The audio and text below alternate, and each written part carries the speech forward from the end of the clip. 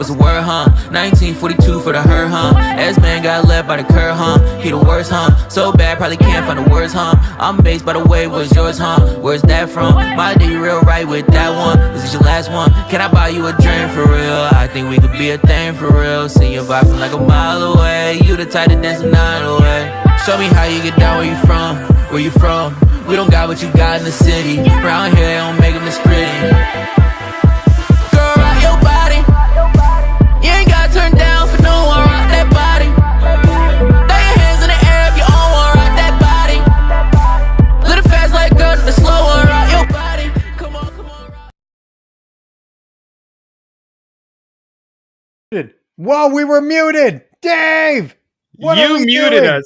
You muted us. I was just everybody. about to type. Oh, my Lanta. That's a good way to start back up. Hey, what's going on, everybody? Welcome to the show. No guest this week, so it is just David and I doing our fun thing. That's why the screen is all different in the background. We're doing our little fun show. We're just going to come talk our mess. Dave, it's always good when you are back on one of your on weeks. How are you? I'm doing pretty well. One thing that we're not going to touch on, but I was just reminded of, and we should mention, rest in peace, Sabu. Yes. Sabu died. And that's a very unfortunate loss in the wrestling 60 world. years old. He just had his last match 2 weeks ago. Not even, like, it's crazy. Yeah, if you being my age especially, and you remember a little, but I was like very aware during the wars with ECW, WWF, and WCW, and I mean Paul Heyman basically, creating the ECW and Sabu being a big part of its success. Sad, absolutely freaking sad. Yes, I just want to mention that because I didn't want to go through the whole show without mentioning that because, like I said, big player in the wrestling legacy and just in general. So. Yeah. Sad death, 60 years old, just had his last match not too long. He looked fine. I mean, like he even had an interview not too long before he died. There he sounded fine, everything was normal. So it's crazy how fast things can go. I mean, it is wild, but in the case of like guys like Sabu and even guys like Mick Foley and things like that, like when you put your bodies through that much so consistently, like Sabu was doing it for the better part of 20 years, if not more. And he was probably the most extreme guy, I think, in American wrestling.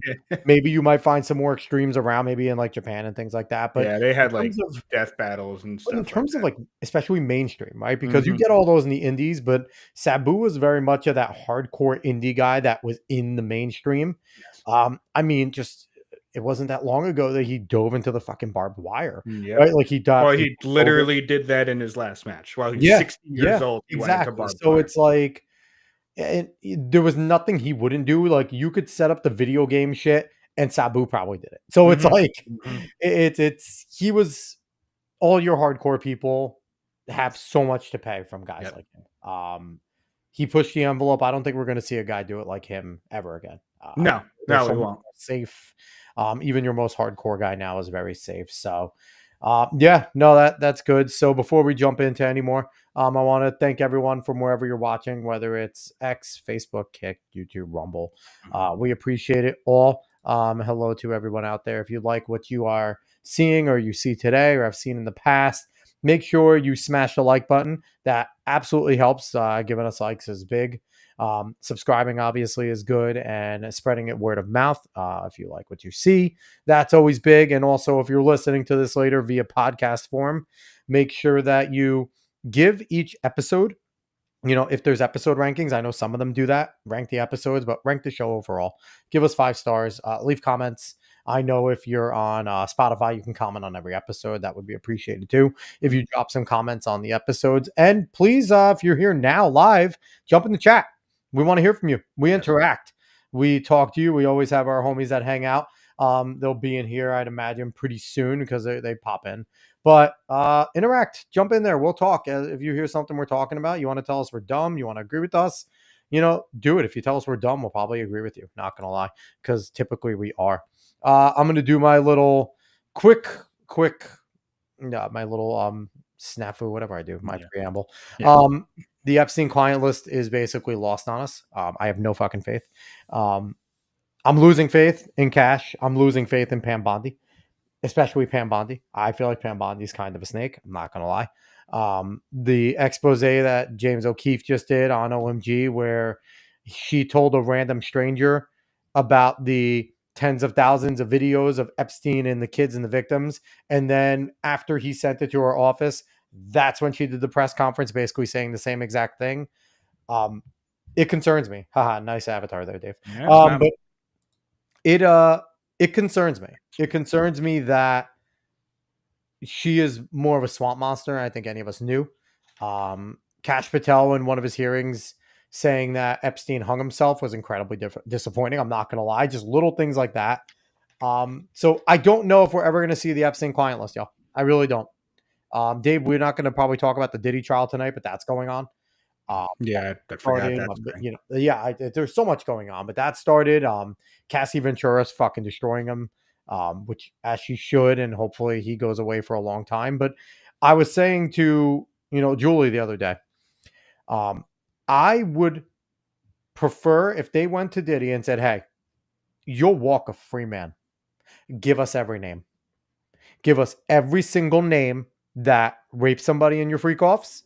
Give us every single name of the people that put you up to this." Because it wasn't like Diddy did this on his own, right? There's people pulling strings. I would rather see Diddy walk away a free man if he gives up everybody. What do you think about my proposition? I think that probably already happened. he probably said no because he thinks he has a way out. I don't think that hasn't happened. I'm not I going to mean, lie to you. we'll see. And you know what? If that's the case, then I hope he goes away forever, and we I mean, never have yeah, to hear the name Diddy again. we'll see how things turn out because there's a lot going on in this trial. There's a lot going on in everything and just that world. So we'll see how things turn out. It's just I'm becoming disillusioned, and don't get me wrong, Trump administration is doing a lot of great things, so it's not Mhm. like I'm disillusioned with them as a whole. But in terms of fighting these individuals that absolutely abuse their positions of power, but because we're on YouTube, they great people, SA, all things like that. It's it's ridiculous, and we have people in power that we thought were going to reveal these types of things, reveal the Epstein client list, make the Harvey Weinstein stuff come to light and Mhm. Diddy stuff come to light. And it's true. Once you get in there, you start to realize, I guess, the power that you don't have, the power you thought you had, you don't.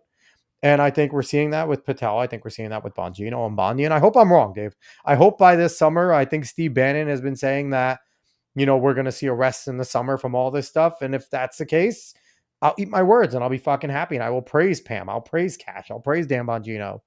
But it's not looking good, Dave. I think it takes time to actually do big things like that. And sometimes we are very quick to immediately jump and say, well, why isn't this happening as soon as possible? And I can understand, if we had different systems in place, maybe you could do things a bit quicker, right? But we don't have those systems. So they don't really work that quickly. And especially work that quickly while doing it correctly and making sure it works well. And you also have complete and total justification and everyone on not everyone, but like everyone on your side while doing it, right?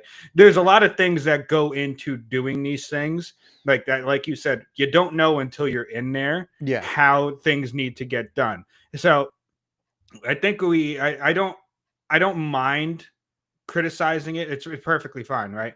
Like, why hasn't it? Like, why did you go out there and fucking do a photo op with a bunch of binders? Right? Why? And Like, why what? did you Like, say it's on my desk? And exactly, why did Cash Patel exactly, say it'll be done day one and wrote a book exactly. named Government Gangsters where he basically said he knew Exactly. everything? Like, But the thing is that you have to remember that these things do take time, and if you do not, it's the same thing. Like, we talk about sports all the damn time here. Things take time in order for things to work out. unless you're So the Jets well, or the that's the thing. They Nets. never take time. They in fact rush things, and that's why things go wrong. So I can understand the criticisms, and I can see these going nowhere, right? But you kind of have to give it a little bit more. We have to remember it's not that long into the presidency. It just really hasn't been. It feels like it's been fucking years because they're They doing should so have much. pumped the brakes on the rhetoric. I think they Yes, deserve the they should have pumped the criticism for brakes on the that, and they rhetoric. Yes. did that. And they have been, right? They've been less and less open about Yes. that. But yeah, we'll see. I'm becoming very disillusioned, and I hope that we get a big win there. Continue with my little preamble. Don't forget about our victims over Helene Milton and things like that. Even though the Trump administration and his version of FEMA's done much better, they still need things. Definitely go look up your favorite charity and things like that. I'm not going to let go of the FEMA employee that claimed that they were passing up Trump supporters in North Carolina. FEMA still exists. I know one person or maybe a few people have been let go, but there needs to be an investigation. And if that's the case, people need to be brought to justice. There needs to be jail time for some of these people if they were instructing FEMA people to not do their jobs. That's an obstruction of like orders of a federal government, things like that. So they need to do that. We need to. Oh, I have a typo on my little thing here. I wrote beaton and not beaten anyway. We need to pay attention a little more. Some of these national battles, Dave Cuomo and Andrew Cuomo can't be allowed to become mayor of RNC. Kamala Harris can't be allowed to become the governor of California. It's like we need to do these things. I'm calling out the RNC chair, Michael Watley. You need to do more. Casey Crosby over there is the co-chair. They need to do some stuff, or vice chair, I think, Casey Crosby. I don't hear shit from the RNC right now. This is the time when the RNC needs to be making noise and gearing up. And there's no viable candidates that I've seen in either of those areas, and we can't keep going that way. And lastly, keep active locally. Do your thing. Don't let up. Trump is still winning. He's out there doing, he got a ceasefire in India, Pakistan about like 2 days into the war, whatever it is, which for like a couple of hours. No, it worked and then for a bit. Here's the thing: they went back, and then he was like, "Hey, we're going to do some trade," and then they stopped again. When he's like, "I will," when he came to them, it's like, "We'll do trade deals. That'll be favorable. We'll work with you guys," and then they both stopped again, which is hilarious. Pakistan immediately uses a shot of drone missile or something like that. I will say this though, even though it's terrible for war and anything, did you hear, Dave? There was 120 something plane dogfight between those two. That's pretty cool, dude. Like dogfights are fucking sick. And I would love to have, I really wish they would have done cams of those, because I would have loved to have seen like a on-screen like pilot view of what a dogfight in friggin' jets looks like. That has to be Top Gun in real life, man. Like that's that stuff to me. Like it's death, it's war, it's loss of life. Mm-hmm. But the coolest part about World War II is the fucking dogfights. Like if we're being quite honest, like I would have loved. That's cool in a historical sense. Sad that they're at war ish. Like haven't gotten any telemarketing calls recently. So that's one of the funniest memes. And also, Trump is over there doing his thing. His goal with the Middle Eastern friggin' tour is to end both the Hamas Israeli war and to end the Ukraine Russian war. Like the guy is a fucking monster. What he wants to do is insane. So we'll see. He's finding a way. Don't let up. I mean, the last living American hostage was gone. Edon Alexander is back in America. The 4 others apparently are dead, and we haven't blown fucking Hamas to smithereens for killing Americans. That drives me a little crazy.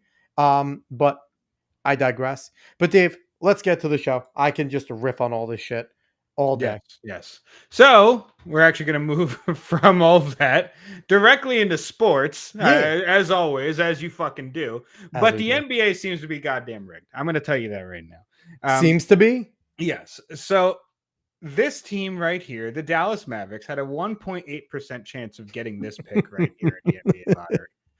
3 of these teams, which ones? I can't remember which ones. It was the Wizards, Jazz, and the Hornets, right? Had 14% chance, right? And the Nets had like a 7.8 or 8%. Nets had like a 7-8% chance. Basically all of these teams had a better chance than the Dallas Mavericks of getting this number. And the Nets looked like they were going to fall to 6 at worst, right? Like it was 6 at worst. Yes. Nate G saying YouTube notifications have sucked lately. Listen, I'm okay with being shadow banned, baby. Shut up. The YouTube notifications are generally not great. They're trash. But and what's up, Nate? Yeah, what's going on, Nate? Thanks for jumping in. Yeah, so funny enough, the Dallas Mavericks NBA ratings are not going to best in the regular season. Nico Harrison finds a reason to trade Luka Doncic over to the Lakers. Oh my goodness, their biggest West Coast market gets one of the best, if not arguably the best basketball player in the world. You like I said, you can make the argument for it. Yep. And Nico Harrison's reason is that he's a little fat and he doesn't play defense. and everyone gets on Nico Harrison for it for the right reasons because they just gave the LeBron and the Lakers Luka. And lo and behold, when the draft lottery comes around, the Mavericks and Nico, who wasn't fired for that, get the number one pick to most likely grab Cooper Flag to pair with Kyrie and Anthony Davis. So it really does seem like Adam Silver came to the Mavericks, came to Nico, and said, look, ratings aren't where they need to be. We need a big market team to make a really big splash so people can talk about this everywhere and people can really watch. Move Luka somewhere. He might not specify the Lakers, but he said, move Luka somewhere. We will make sure you're taken care of. Yeah. And then it happened. I mean, that's all speculation. That's all speculation. It seems legit. But it's and it's crazier things have happened, right? Well, there's a history of this because when Anthony Davis was traded from the Pels, the Pels get the number one pick, and Zion Williamson comes in, and there was another one that I saw too. There was like two in the last 10 years. This has happened twice, where a big superstar was traded, and that team happens to be number one in the lottery. Like, get the fuck out of here. So it's mainly what I wanted to touch on in the NBA. Like Nate said, it's fake and lame. So it very much seems. Here's what I'm interested in though, because I'm seeing mock drafts, and they're saying that San Antonio is going to take Dylan Harper at the 2. Rutgers player, fantastic, and probably the second best player in the draft right now. But here's what I contend: why would the Spurs not take Ace Bailey? Ace Bailey is another 7-foot freak of nature that plays the 2. He's a 2'3", 7-footer. Mm-hmm. You pair him up with Victor Wembanyama over at the 4, and you're looking at 2 Kevin Durants on one fucking team. People are comparing Ace Bailey to Kevin Durant in every which way. The guy works out with Kevin Durant. He directly trains with him. And I'm a Rutgers fan. I got to watch Ace play. He's raw. Very much like Durant was in Texas. Very raw, but the man can score in every which way. I know the Spurs are looking for a guard. I get it. And Dylan Harper will be that star point guard, but I cannot see an opportunity to pass up creating another version of the Twin Towers like they had back when they had David Robinson and Tim Duncan, just in a different way, right? Because these are 2 7-footers, Wemby being like 7'3". Like he's not, like he's massive. Mm-hmm. And then you have Ace, who's probably still looking to hit a growth spurt. I think he's 19. Jumping in there, he'd be another 7-footer with the wingspan. I don't know how you pass that up. And then if you're the Sixers and you take Ace, not Ace, I mean, you take Dylan Harper, you pair him up with Embiid and Maxey. Well, you're only pairing him up with Embiid for like a quarter of the season. Well, here's the thing. Embiid might play if he thinks he has a chance. I think Embiid didn't care because he saw Paul George was just garbage. And he was like, fuck this. I'm not playing. I don't know, man. I was high on Embiid for a while, but he's been he's a bitch. Don't get me wrong. Like there's no other way to put it. But again, if I'm the Sixers, I'd probably want to go with Dylan Harper over Ace.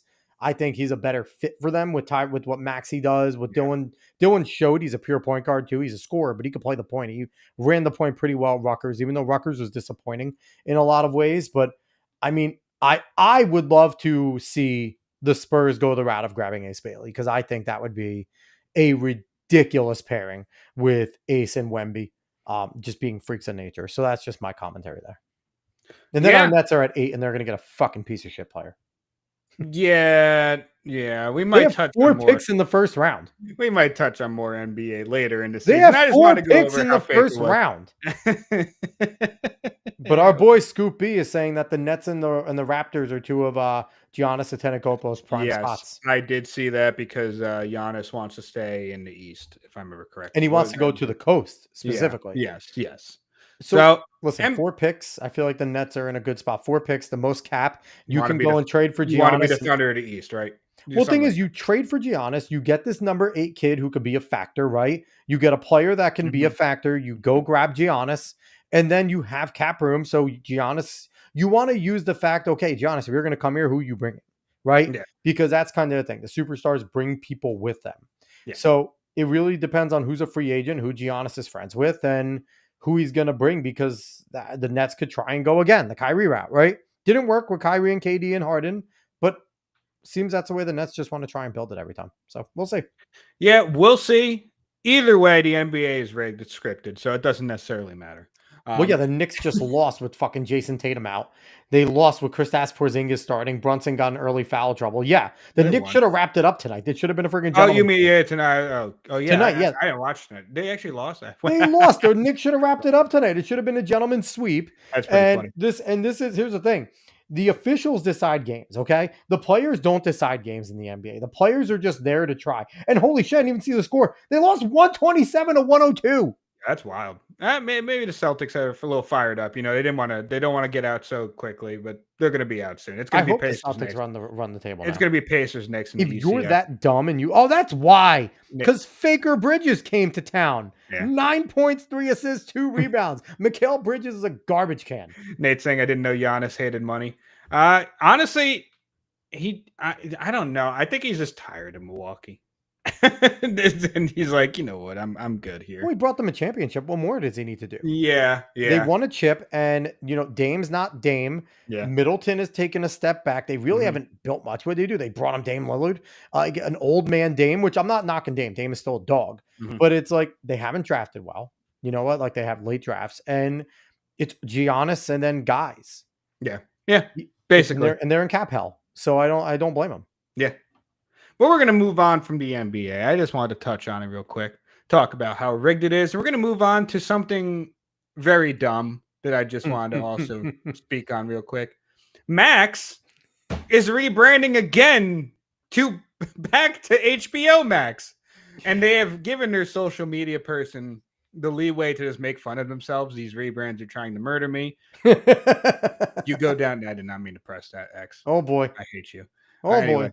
You keep going down. They're just making fun of themselves the whole time about going from HBO Max to Max, back again. All of the D brand rebrand.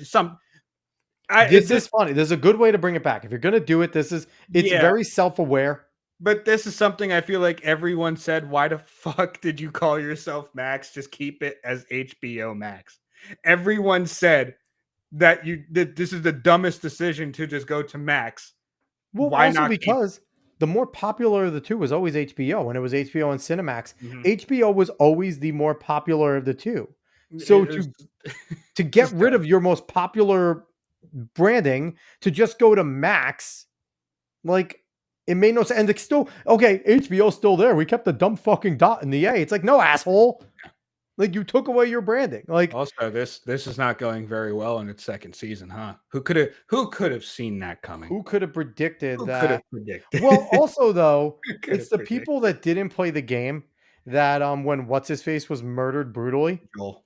When Joel dies brutally, now like people are like up in arms. It's like, yes, okay, assholes. That's what happens. Everyone knew. Everyone who knows anything about the games and knows the whole controversy in the first fucking place and why people were mad about the Last of Us 2 game, knew this was going to happen. And why people knew that the second season, if this was going to happen, was going to fall off. Yes. Because everyone is invested in Joel.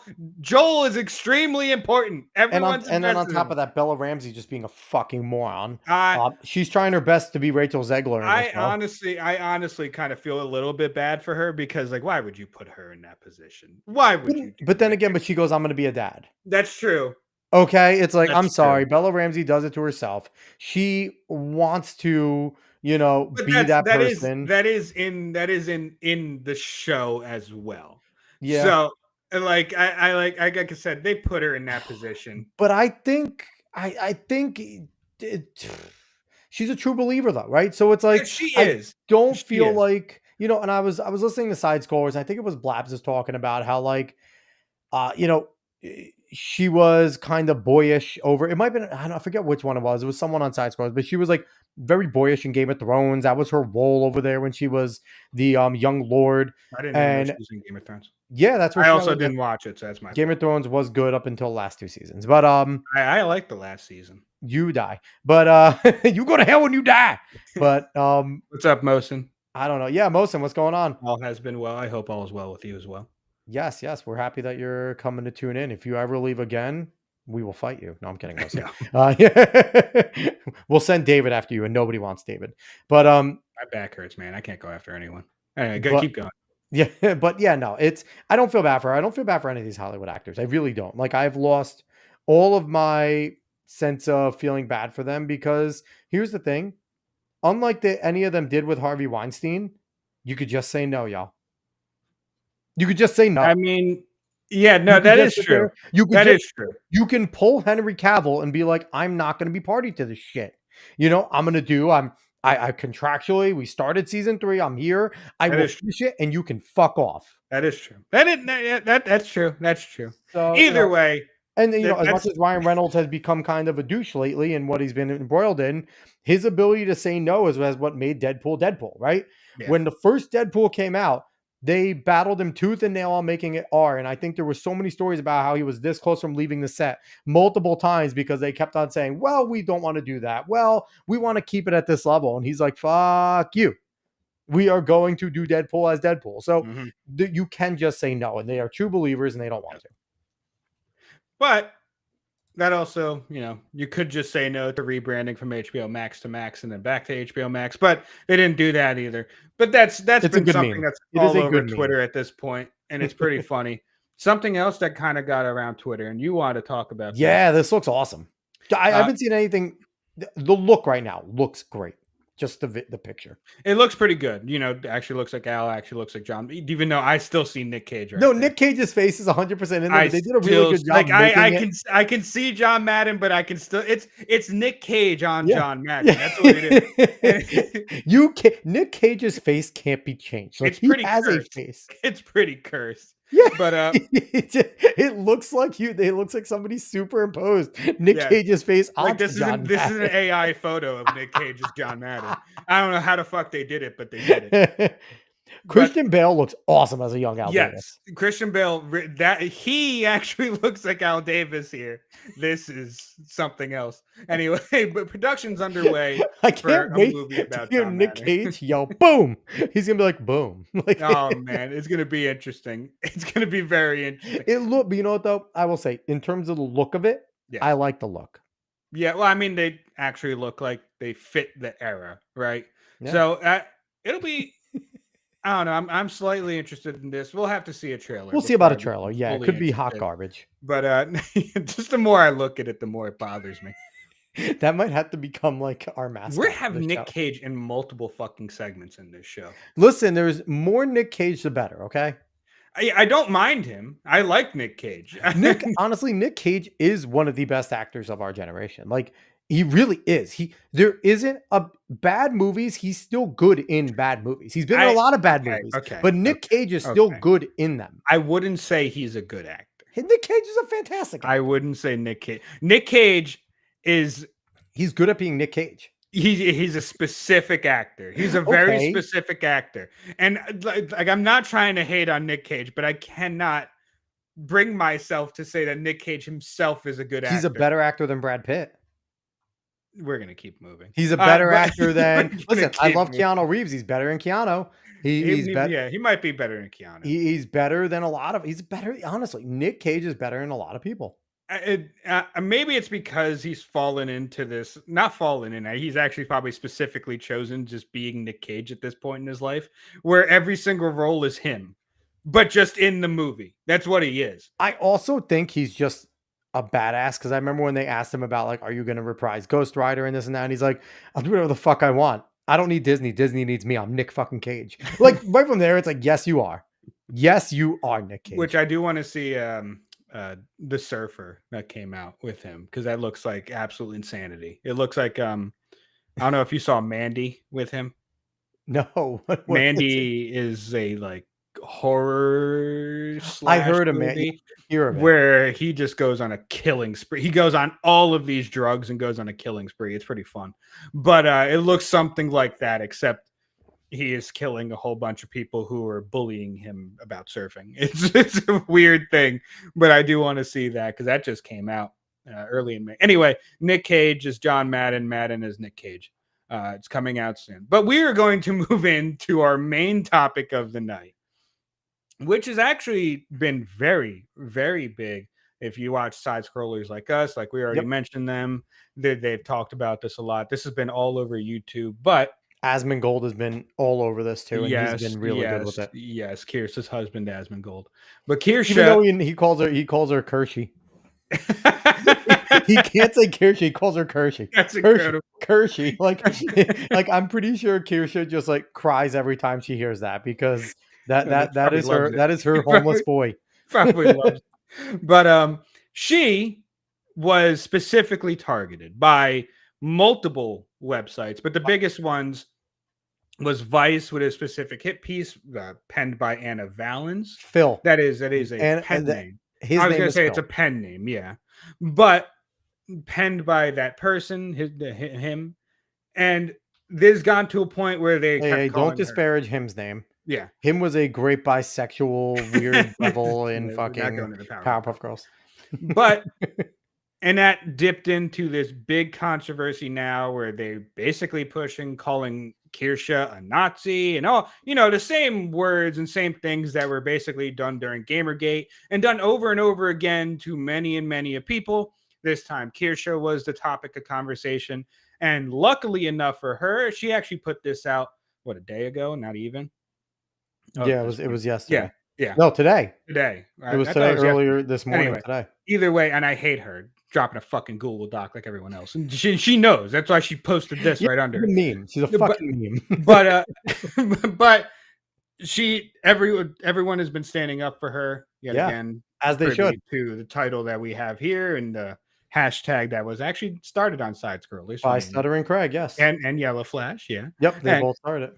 Yep, and everyone stood up for her and through this Google Doc and her basically saying like, look, I'll fucking sue you, because now they try to target gamer subs. They successfully targeted an indie game called Crime Boss Rocky Hold on, City. real quick. They didn't Crime Boss folded on their fucking own. Basically, they saw, that is true. What was going on. There was actually no pressure put on Crime Boss at all. Yes. They fucking sat there and preemptively decided to cut ties with Kirsche, who was the person that made them relevant. Okay, yes.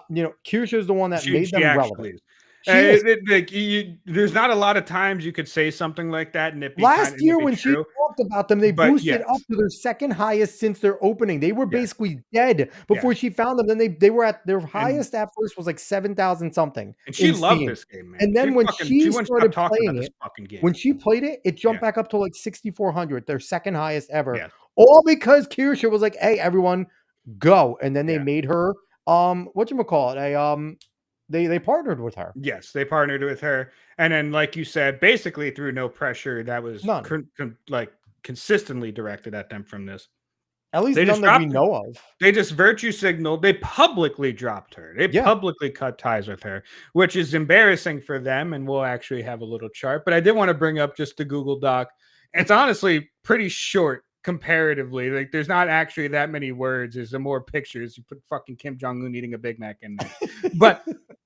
But it's actually pretty short. Basically her saying, "Hey, Vice, take your shit down. Because this is ridiculous at this point. At this point, there's something that can be legally done here."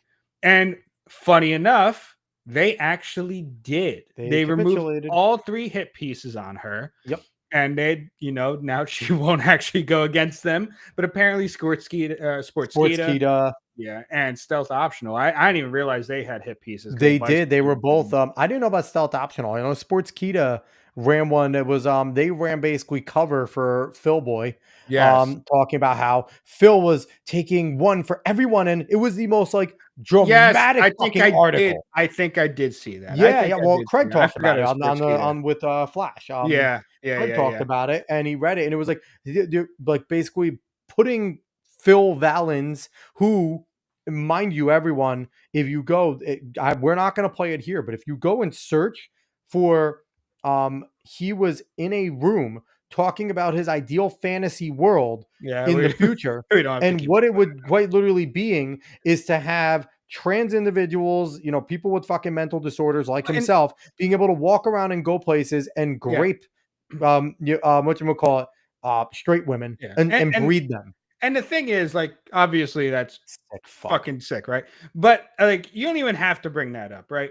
Because overall, it's just like, no, fuck you and this stupid fucking hit Well, piece. you We're need to tired because of they this need to be game. fired. Because that's the type of person, like, here's One, the thing, they well, need to not be employed. You well, shouldn't employ these people. They well. The should thing be is, exiled from society. the main reason that he should be unemployed is because there is no actual journalistic practice here. It was a genuine hit piece, which if Yeah, Vice has any 100%. standard, you should fire your journalist for that. It's You also don't. Vice. That's the thing. That's the. For me, it's just like that's more of the reason at that point. I mean, obviously, like you can bring in the other shit, right? Well, I mean, but the But other stuff has to do with, you can do whatever you want outside of work until it affects your place of business, right? yeah, yeah, And if that as a company isn't affecting yeah. you, then you should fuck off as a company as well. Like there are certain things in polite society you shouldn't say in public, right? And you know what? Like conservatives have gone through that backlash forever, where Hmm. being a conservative Hmm. was considered enough to be fired from Hmm. places because you share your values. Having this show for a little while there, Dave, was touch and go for both of us Yeah. because it was during the fucking Biden admin, right? Yes. Admin. So for me, it's like, yes, the journalistic integrity thing. Yeah, absolutely. Vice Mhm. has none, but if they did that, this individual would be fired. I don't know if this individual's fired yet. I But, don't believe so. I don't believe but because now fired to write your yeah, article. that was I 7 don't. hours Yeah, ago. 7 hours ago. I don't think it's happened. I really don't. So here's the thing though. They should have been fired the moment the things came to light about this person's sick fantasy about breeding straight women because they won't sleep with a trans person. Should have Okay. never been hired in the first place. Should have How never about been that? hired in the Should first have place, never Dave. been hired in the You first want to place. talk about a fucking DEI hire? That's a DEI hire, okay? Let's talk here, people. DEI hires, everyone likes to conflate DEI hires as just like black people. No, it's fucking sick people, okay? Like it is sick people like fucking Phil Valens. Yeah, So, and I mean, I'm happy Kirsche's just bodying them. I really am. yes, and has been a big, especially the 3 articles taken down right there. Yeah. That's a big win for Kirsche. But this is actually bigger than Kirsche. More VTubers have actually been hit by this. I'm Yep. sorry, I didn't bring the tweets up because I forgot until like now, but I don't even know if I can. Well, there Find was them. the one with Harry But Potter when the Harry Potter Legacy came out. yeah, well, that was Pick a Me. That was a minute ago. But Yeah, yeah, yeah. Pick a Me basically got bullied off the internet. Which is Um, insane. because Pick a Me just wanted to play Hogwarts Legacy. That I was mean, the they whole tried to do reason. the same to Blabs, but you can't do that to Blabs. Blabs That will was- just tell you to fuck off yeah, sideways. yeah, but that was that was the whole reason for that one. But it's just this has been a bigger issue for a while now. And funny enough, VTubers, because they've become bigger, because a lot of people are gravitating towards watching VTubers and a lot of spaces. It's not just Yeah. with Kirsche or video games and shit like that. In fact, the one that's not a VTuber anymore, Gargura, was fucking put in goddamn Dodger Stadium. Like they're everywhere, guys. VTubers are becoming a huge thing. And Yeah. since they're becoming a huge thing, you're seeing this power play from these activists and these They wanna get in. websites that are trying to be journalists and shit like Yep. that. They're trying to and partly get in, partly trying to just mold it so that they cannot go over the bounds of what they It's deem. control. Yeah, Yes. right? It's a control play. Yes. So this is a huge win in Yeah. every aspect just right now. But like Alex said, and about Phil Valens should be fired. Vice, honestly, even before this, no one should care about Vice, but no one should care about Vice now from now going. No, And or Sportskeeda or it's stealth yeah, optional, whatever the fuck and stealth optional is. they've all been fucking useless for a while now. Yeah. But they just they just doubled down on this type of shit. So we're hoping to not, if these things happen again, someone smaller than Kirsche, because Kirsche's not exactly huge, but Kirsche's not small. Kirsche's growing, and this is only going to help Kirsche grow more. Exactly. So Thankfully, because yeah. Kirsche's based. I love Kirsche. She's awesome. Yes. But she's not exactly small, right? So No. even with the smaller creators that this shit happens to, you kind of hope for people to be able to at least back them up on that and get these people to stop fucking doing this shit, because it's very, very annoying.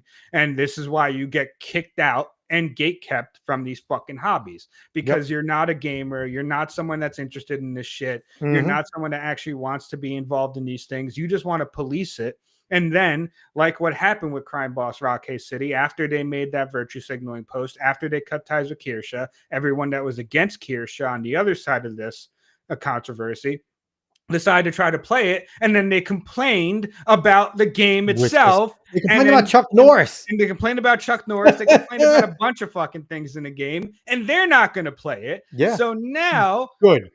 Crime Boss Rockay City is I love falling this off movie. a cliff. And I love the fucking, who is this tavern over here? The fucking downward arrow I know. gif. Yeah. It's Yes. incredible. But this is what has happened to, this has kind of consistently happened to companies that do this type of shit and devs that do this type of shit. And they could have just said nothing. You don't even have to just stick up for Kirsche in this if you're Crime Boss Rockay City, right? No, you don't just have exist. to. You could just say exist. nothing. But instead, you decide to come out and virtue signal for whatever reason. They and were you're being hurt. terrified that in the next few days, Kirsche was going to go and blow off steam by playing their game in the middle of this. I 100% think that they were panicked that because Kirsche loves this game so much, right? Yeah. It wouldn't be surprising if she jumped on Twitch and was like, I need a break here. I'm going to go play my favorite game. Let me go beat Chuck Norris in her fucking Bostonian accent. And I think they were terrified of that. And they feel like, okay, we're going to get roped in, even though Kirsche has done more than any person on the internet for them.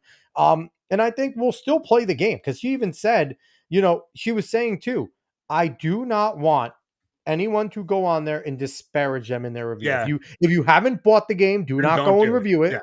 If you do have the game, review it, but review it respectfully. Do not go after them. Do not attack them. Just give it a respectful negative review. And this is pretty consistent, right? This is very consistent with sane people that want to see action, right? As opposed to the fucking psycho leftists who are just like, nah, go be violent. Because it's very different if it's on the other side. But in the end here, the funny thing is, a lot of these reviews are probably Kirsche fans. Well, like you said, a ton of these fucking reviews are probably just brand new players. There's definitely some of these reviews are from the people that tried to pick it up. Yeah. So this game is dead now. It's not. I mean, it wasn't like something huge, but now it's dead. It had 6,000 players in a month, so it's not. It's peaking at 6,000 concurrent players, so it's not like it's small. It was a decent sized indie while Kirsche was holding it up. Yep. Right. Like it's wild that they did. They just decided to They decided to Hero. Point the weapon at themselves, and it make absolutely no sense. By the way, I did hear the other day Phil Labonte use Hero on Timcast, and I was very excited because he was talking. He's like, maybe you should get into a deep cut and say Hero because he was saying that's an old meme. They were talking about the limiting factor of human existence right there, and he said maybe you should just deep cut. And I was like, yes, I haven't heard anyone say that in forever. It's been years since I heard Hero. Yeah, but it's a very old one, right? It's fantastic. It's still an oldie but goodie, right? The oldies but goodies. Nate saying detractors trying to go after PWR. Hot young dudes will not be deterred. I haven't seen any PWR in a minute. But I did see him post a little something on Twitter. I don't know what the fuck he was talking about, but but I hope PWR is doing all right. I mean, I hope he gets himself as many Roadhouse Kings as possible. Speaking of people that are going crazy, not necessarily PWR, dude. This isn't on the run sheet at all, but dude, Sticks X and Hammer's gone.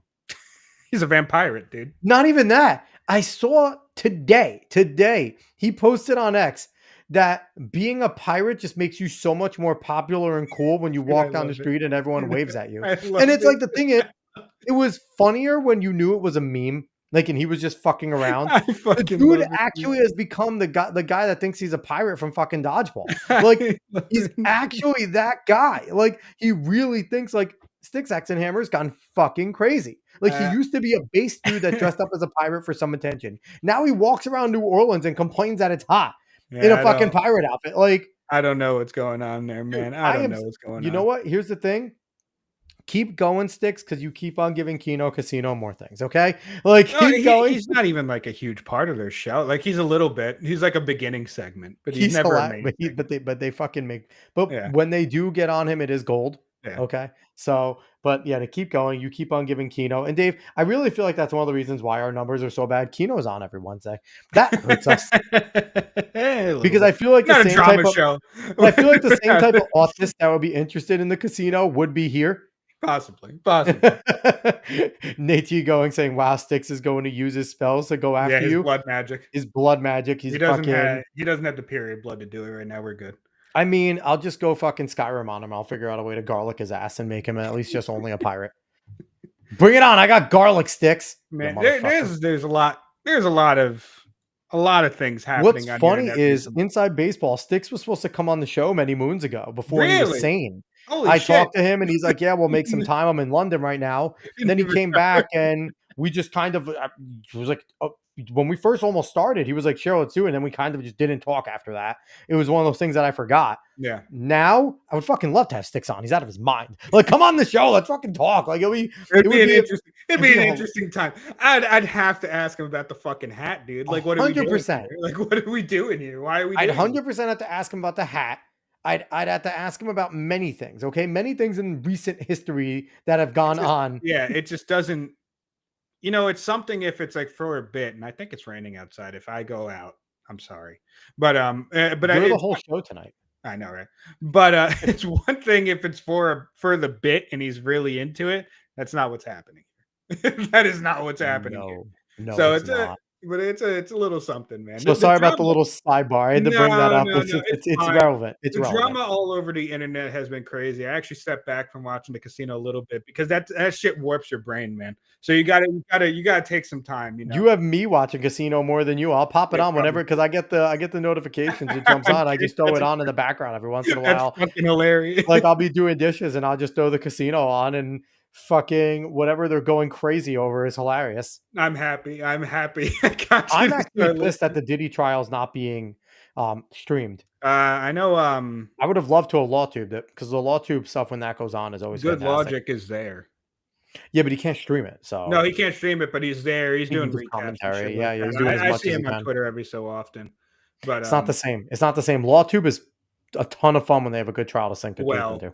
Well, it was. It was. When there's a good trial. When there's a good trial to sink, there's still good ones. You still have a Law tube can be fun depending on what lens you're looking at it right now. It really can be fun depending on the lens. I mean, I don't know what more is going on outside of Ricada being a fucking madman, but oh man, it's a great fucking time. We won't go into too much drama. We have a whole show planned. We cannot. I mean, even know because I could give you as long as our friend Law of Self Defense is still doing his thing, then I'm happy. He is. Bronco's doing well. Bronco, I know Bronco's doing well. Bronco doesn't give a fuck. Yeah, Bronco knows what he knows, and he doesn't care what you think. Like that's it. All right. We went on that side tangent. Good win for Kirsche. Yes. Keep this shit up whenever this stuff's happening. Whatever you do, I don't care if you're just watching content or whatever like that. Try and support if you can. Like even if it's dude, it does mean a lot just to go and do the hashtag. Honestly, if you just go and just throw the hashtag in there, it does mean even if you're not getting a ton of likes or reposts, it does all go into the vault of support. So if you even that's as little as something as that, go do it. Yeah, because people don't deserve this shit happening to them. It was the same thing, we talked about. I'm happy to be here, Nate. Happy to be in the casino. Happy to be here is a different podcast. That's Jesse PS. Be careful there. But God damn it. There's so many. But what was I gonna say? But we saw something similar happen with was it Banana Juju, the other VTuber, the monkey VTuber. So like were Banana's supposed to come on the show at some point. I've been talking to Banana Juju. Banana's supposed to be on the show soon. That'd be awesome. I'd love I need to actually re-message Banana to get Banana on. Yes. But just let's not have this shit happen. Let's try to stop this as much as we can, no matter who it is happening to. Kirsche was just the latest one, and I know this is still happening. And like I said, it's been a lot of VTubers recently, funny enough. For some reason. They're trying to go after that. Here's the thing, too. I feel like sometimes they might feel it's a little easier because the VTubers are like behind something, right? Yeah. So it's like they're like I know it's weird. I feel like there's more of a connection to VTubers. I was gonna say the parasocial aspect of VTubers almost seems higher than with normal it's bizarre how many simps there are for Kirsche, even though nobody knows what Kirsche really looks like. Like they draw her in the way they believe she may look like. Like some of the proportion pictures are fucking ridiculous. Yeah, they just draw her in like what their favorite like image of her or whatever the fuck. Kirsche's hilarious because she leans into all of it. Like she memes into all of it, so she doesn't care. So it's good. Yes, but yes, good win. Yes, Good keep it up, stuff Kirsche. happening here. We Absolutely. are now going to move on to something a little more prevalent in politics, and that is Donald Trump's. This is a really big thing. I feel like it wasn't actually talked about a ton because a lot of shit's happening in the world, but this is fucking huge. I mean, in the conservative circles, it's been talked about because there's been a lot of debate about it. Yes, yes. And I'll read it out. I'm not going to read it in Trump voice because it would take too long and I just don't feel like doing it. For many years, the world has wondered why prescription drugs and pharmaceuticals in the United States. Did he actually fuck that up? He actually did. I didn't realize that the first time I read it. United United States States of states. America. This is how Yeah. you know he types his own shit. Well, no, he doesn't type it. He He tells a launch. dictates it. Yeah. We're so much higher in price than they were in any other nation, sometimes being 5 to 10 times more expensive than the same drug, manufactured in the exact same laboratory or plant by the same company. And he just all caps that. It was always difficult to explain and very embarrassing because, in fact, there Hold was no on. correct or rightful answer. Could you imagine being the intern? And he's like, all caps, please, Yeah, yeah, starting now. yeah. Okay, stop with the caps at the end of this and Like add three question marks. question marks, Yeah, please. Thank yeah. you. The pharmaceutical drug companies would say for years that it was research and development costs, and now all these costs were and would be for no reason whatsoever borne by the suckers of America alone. All Campaign, caps. yeah, campaign contributions can do wonders, but not with me and not with the Republican Party. We are going to do the right thing, something that the Democrats have fought for many years. Therefore, I am pleased to announce that tomorrow morning in the White House at 9 a.m., and he already did sign this, I will be signing one of the most consequential executive orders in our country's history. Prescription drug and pharmaceutical prices will be reduced almost immediately by 30% to 80%. They will rise throughout the world in order to equalize and, for the first time in many years, bring fairness to America. I will be instituting a most favored nations policy whereby the United States will pay the same price as a nation that pays the lowest price anywhere in the world. Our country will finally be treated fairly, and our citizens' healthcare costs will be reduced by numbers never even thought of before. Additionally, on top of everything else, the United States will save trillions of dollars. Thank you for your attention to this matter. Make America great again. Whoever told him to put thank you for the attention to this matter at all the end of his big tweets and Yeah, posts yeah, is a genius yeah. because I fucking love that. Yeah. And this, like I said, I think this is fucking huge because there could be a lot of ramifications from it. What do you think about it in terms of as a conservative? In a conservative right-leaning mindset, is this a very conservative thing to do? I do not necessarily think so because, well, Is this price controls? Because I've seen a lot of people, on the right being very wary about this. And one has been someone I trust and listen to all the time, Stu Burgier, yeah. on the Glenn Beck show. And Glenn So, was going crazy over this, trying to figure out what side he's on. He was arguing with himself for like an hour on the show the other so the thing is, right? It's like partially price controls because it's worded carefully on this here, right? And I don't even know the full order. Maybe I should have looked at it because he did sign it and they probably did put it out. day. Yeah. But he's worded it kind of carefully here, where it is in some fashion price controls. I would say that, and it's not that I don't think it's the most conservative thing ever to do, right? And it's definitely not a free market thing to do. And whether or not you classify that as conservative or not, you could decide, right? But I do think this is a very important. People talk about winning elections all the time. This is something that wins elections. I'm sorry to tell you this. Of course.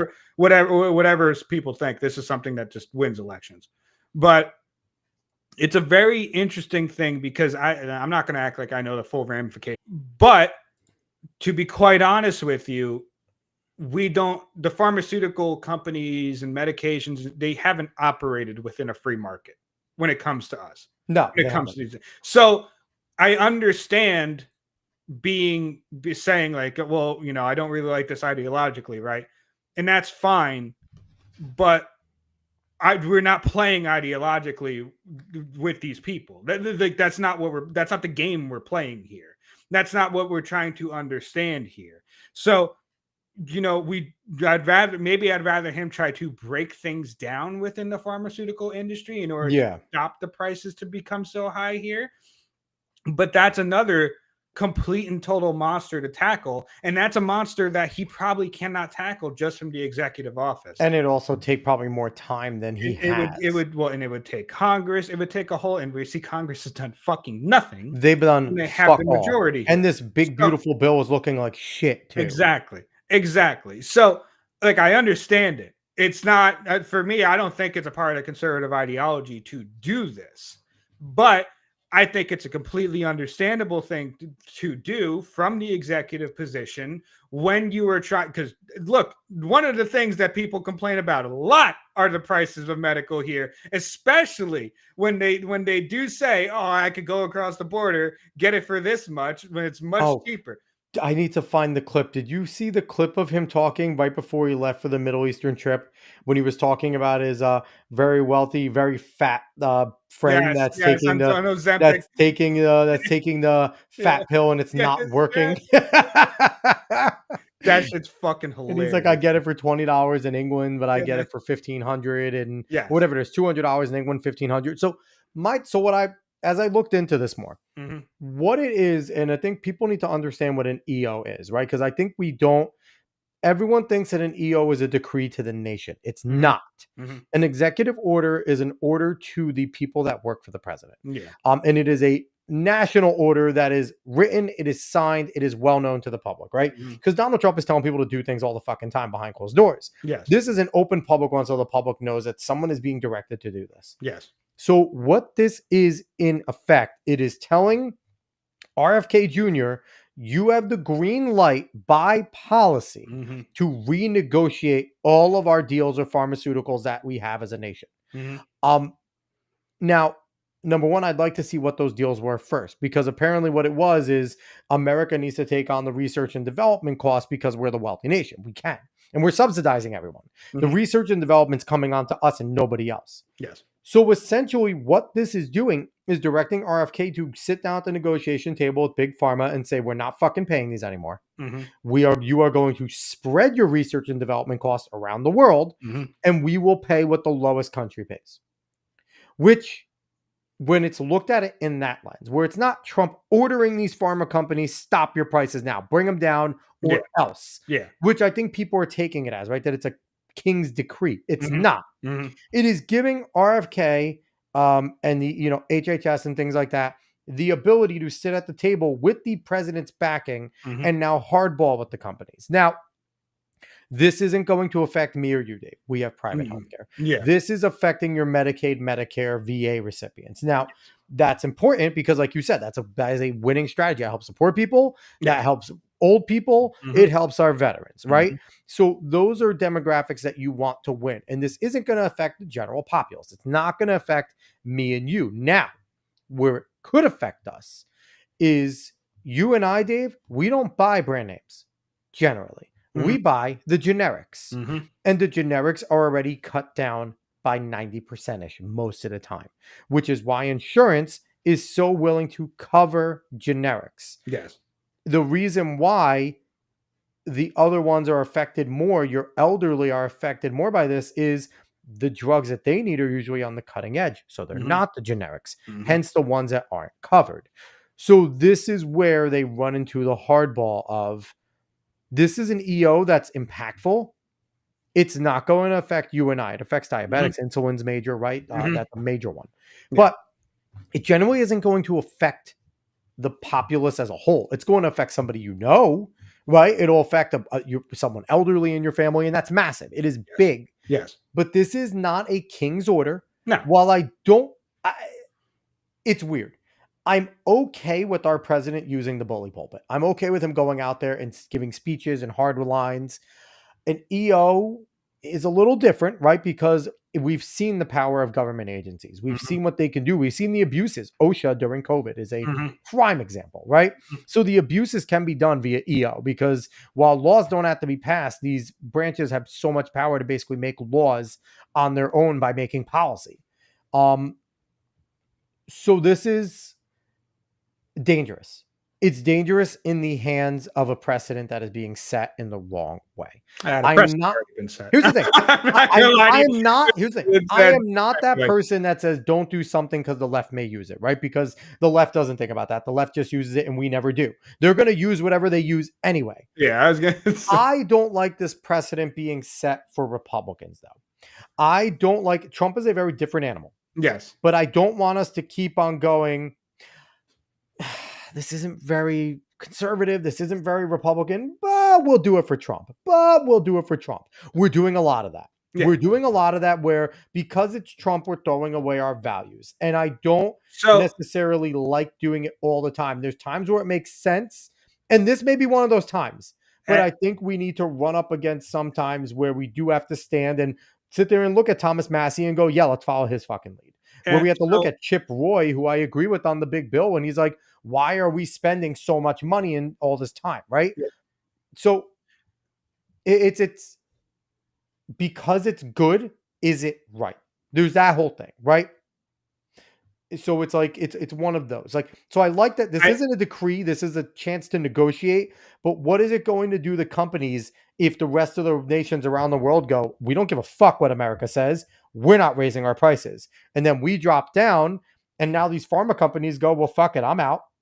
And one of the best innovators in the world of all time, pharmaceuticals that have saved so many people. Yes, they have fucked up people, but we benefit so much from big pharma, more than we can even imagine. There's a risk here. It's everything Trump's doing is a risk. yeah, But there is a risk here. Yeah. And I think one thing I would say to that though, and because like I understand it's like, don't just follow Trump just because he's Trump, right? Like obviously. And sometimes like I'll agree with like Massey or like Paul on certain things. That it's like, yeah, that's more correct in that aspect. But I do think that we kind of fall into this trap where we ask ourselves, well, are we ideologically pure instead of, well, does this actually work for the country? And I think that's a genuine question that's being asked a lot by people. And, and they'd rather be ideologically pure than do something that actually works and something that's actually practical. And I feel like that's something that's really caught people on a snag a lot. And I think when you choose to be ideologically pure over doing something that what might actually work, that's where you just lose everything. Like you don't win anything. If you're the one standing there saying, oh, but I was right in the way I think, but you lose anyway, then nothing matters. It didn't fucking matter. So, but I do completely understand where it's just like, you have to ask whether you actually think it's a good idea or not. And it's not just go with like, oh, well, Trump's been right about this. So, he'll be right about that. Like, don't do that. But I just don't like, because I just feel you gotta have the discernment of what's going on. I just feel like it's happening a lot where people really care about ideological purity instead of actually just doing what they think is right. But there's a reason why conservatives are conservatives. And the thing is, what's right in our belief system is what we believe, right? So it's like, it's hard because if you believe in your system and what your belief is, and that's what you believe is right. So they kind of walk hand in hand. But this is tough because the country's been fucked for so long that there is a hard reset that needs to be pressed. Well, but that's my thing. How many hard reset buttons can be pressed at the same time? So my thing is, like, is that they do kind of walk hand in hand when you're playing the game where your ideology is actually in play. Your ideology is not in play here. Like that's if the fucking Congress didn't suck. No, our ideology would be completely in play. No, but not even then necessarily though, right? Because like I said before this, they are not playing a free market game. No, they're not. So you cannot say, I want to use free market ideals on this when no one else is going to fucking use it, because it will not work for you. You will get the free market ideals are something that works in a long-term ideal when people actually want to do it, when you can actually do it. It will be squashed short term and people will not believe in it if you do not show it to be something good in the first place. This is true. So that's my issue there. I will say, understand what you're saying. This only works if when RFK is negotiating, if he says you need to raise your prices on everybody else. Yeah. Well, If they don't if he agree to challenges them go to up, if then he we're challenges fucked. them to a push-up contest, and if they can beat him, then they can keep the prices. Then that's what he needs to do. No, but in reality, it will only work if they can bully the other countries around the world, the other major consumers of the drugs, to at least raise their prices somewhat, right? Which Because I don't think we're going to get most favored nation status. We want it, we're not going to get it. I think we're going to still pay more, but we shouldn't be paying 10 times more, 3 times more, 2 times more. It should be fractional, right? Like if we are paying more, it shouldn't be. Again, Trump is trying to level the playing field and stop the gouging. yeah, Just because taking a it lot of was huge fucking risks here, man. He really well, is. the thing is, he has a point because post World War II, it made sense for us to basically put all of Europe on our shoulders to rebuild them because we needed them as a deterrent and a buffer from Germany coming back, from Russia on the rise. Like there were a lot of different things we needed them for, right? Now, stand on your own 2 fucking feet. Like Trump has said, the EU or someone, the EU was only made to fuck us. And it's true. The only reason the EU exists is because they wanted to try and make a United States over there. And it hasn't worked because the EU sucks. But there is this time where, and I think this is going to come into play because this EO is now going to affect negotiations. It really is, because now when he's sitting down at the table with these countries, they're going to go, okay, not just tariffs, but our pharmaceutical ingestion. Okay, what do you want us to do there? How high do you want us to go? Because again, maybe most favored nation status is for insulin around the world $16. With this, most favored status might go up to 30 because they might have to raise it on everyone, right? So it's still significantly less than what we're paying. Yes. But you're now going to ask the other countries. But again, fuck them, right? I don't care about them. But as long as they do raise it up, because this will hurt. And the pharmaceutical companies, even though I think they're gouging, will have a point when they say, hey, no one else is going to raise their prices and you want us to lower it down. We now have to fire a ton of people. We have to slow our research and development by a lot. And the drug production will be affected because we were just working on this number a year and now we're down to here. And, there is that factor. But I think, honestly, Trump's using the presidency a lot of the ways the way it's supposed to be. Bully the rest of the fucking world. They should be, you know what? There are times where you let the world do what they want in their own sovereign way, right? But when it comes to our interest, they come first. Our interest comes first. And every other nation would do the same thing if they were in power. So, fuck them. So we're going to move on to a little bit more politics here, which is about the new, 60 refugees? Is it 60 Afrikaners? 59. Yeah. 60. Yeah. New refugees. It's a mass migration movement, Dave. Yeah. From South Africa, the Boer, Afrikaners, whole bunch of names for them. But this has really caused a huge controversy, them coming over, and it big enough that the Episcopal Church decided to say, we're not going to be a part of this. Quickly, a background on the Episcopal Church. They have had a contract with the federal government when refugees come into country to be the church, the biblical arm that helps to relocate our refugees. Because 59 white people came here, they're done doing it. So let's listen to what this here's Bishop Sean Rowe talking Jamoke about has this. to say. We can't be ourselves in the Episcopal Church and take the step of resettling white Afrikaners from South Africa. Our church has a long commitment to racial justice and reconciliation, and we have historic ties with the Anglican Church of South Africa. Desmond Tutu is a part of been a partner in this work for us. So we're just not able to take this step. It's not in line with anything that we're about. And there is so much irony in a white dude saying we can't help white people. It's and really here's the funny. thing. I'm sorry if you're Episcopalian. You are the joke version of Catholicism if you're an Episcopalian, okay? You are what Catholics want to be with fucking purple hair, and you are a joke. And Ryan James Godowski just quote tweeting this and pointing out the Episcopal Church has lost 50% of their membership over the last 40 years. And you kind of wonder why. Because it's not necessarily a Christian church anymore. Because they're not Christians. They are black. If they would have been the ones worshiping the Tower of Babel and not God anymore, okay? Yeah.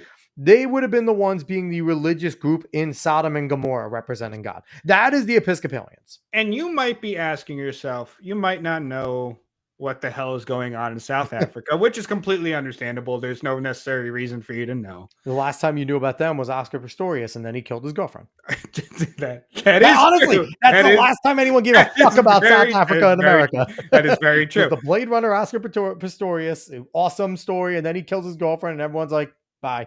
But a pretty big song that has been sung around South Africa. Pretty Is it big Which Side Are You On? conferences. Which side are you on? No, Which it's called side are you no, on? no. It's "Kill the Boar." Oh, that one. That's the a good one. song. That's the song. You've never bumped "Kill the Boar" in your car? No. I mean, I've it's a never classic. talked about killing the white people in South It Africa. is a classic. I've never thought about that. You need to make sure that next time you're in your car, you're bumping it. But for some reason, this song, just like "From the River to the Sea," is branded as, they're just saying a political thing instead of actually saying, no, we want this to happen. They don't want to kill the white people. They just want to kill they want to kill the white people. Yes.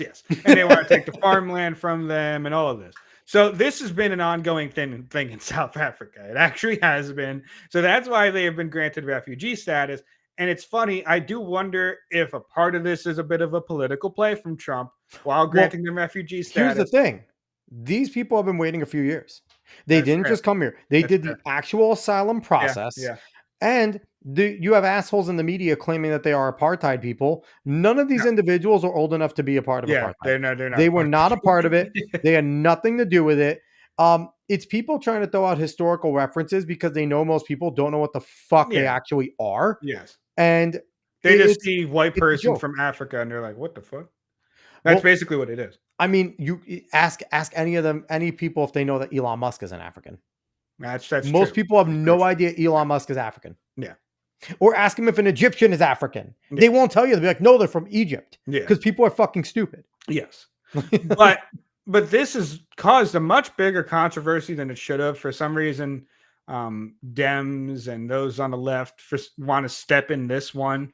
And honestly, the same ones that defend Kilmar Garcia, Dave. Are you surprised? Well, I'm not surprised, but it's just like, every time, people are like, oh, well, while they're saying whiteness, it's not really whiteness, it's more West.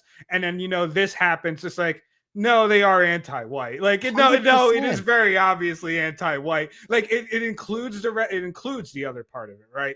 But no, they actually are anti-white because they believe that white people are the oppressors, so they can never be oppressed. So, like, it does come down to the skin color, it's no the matter power what. Dynamic. Yeah. It is the power dynamic, yes.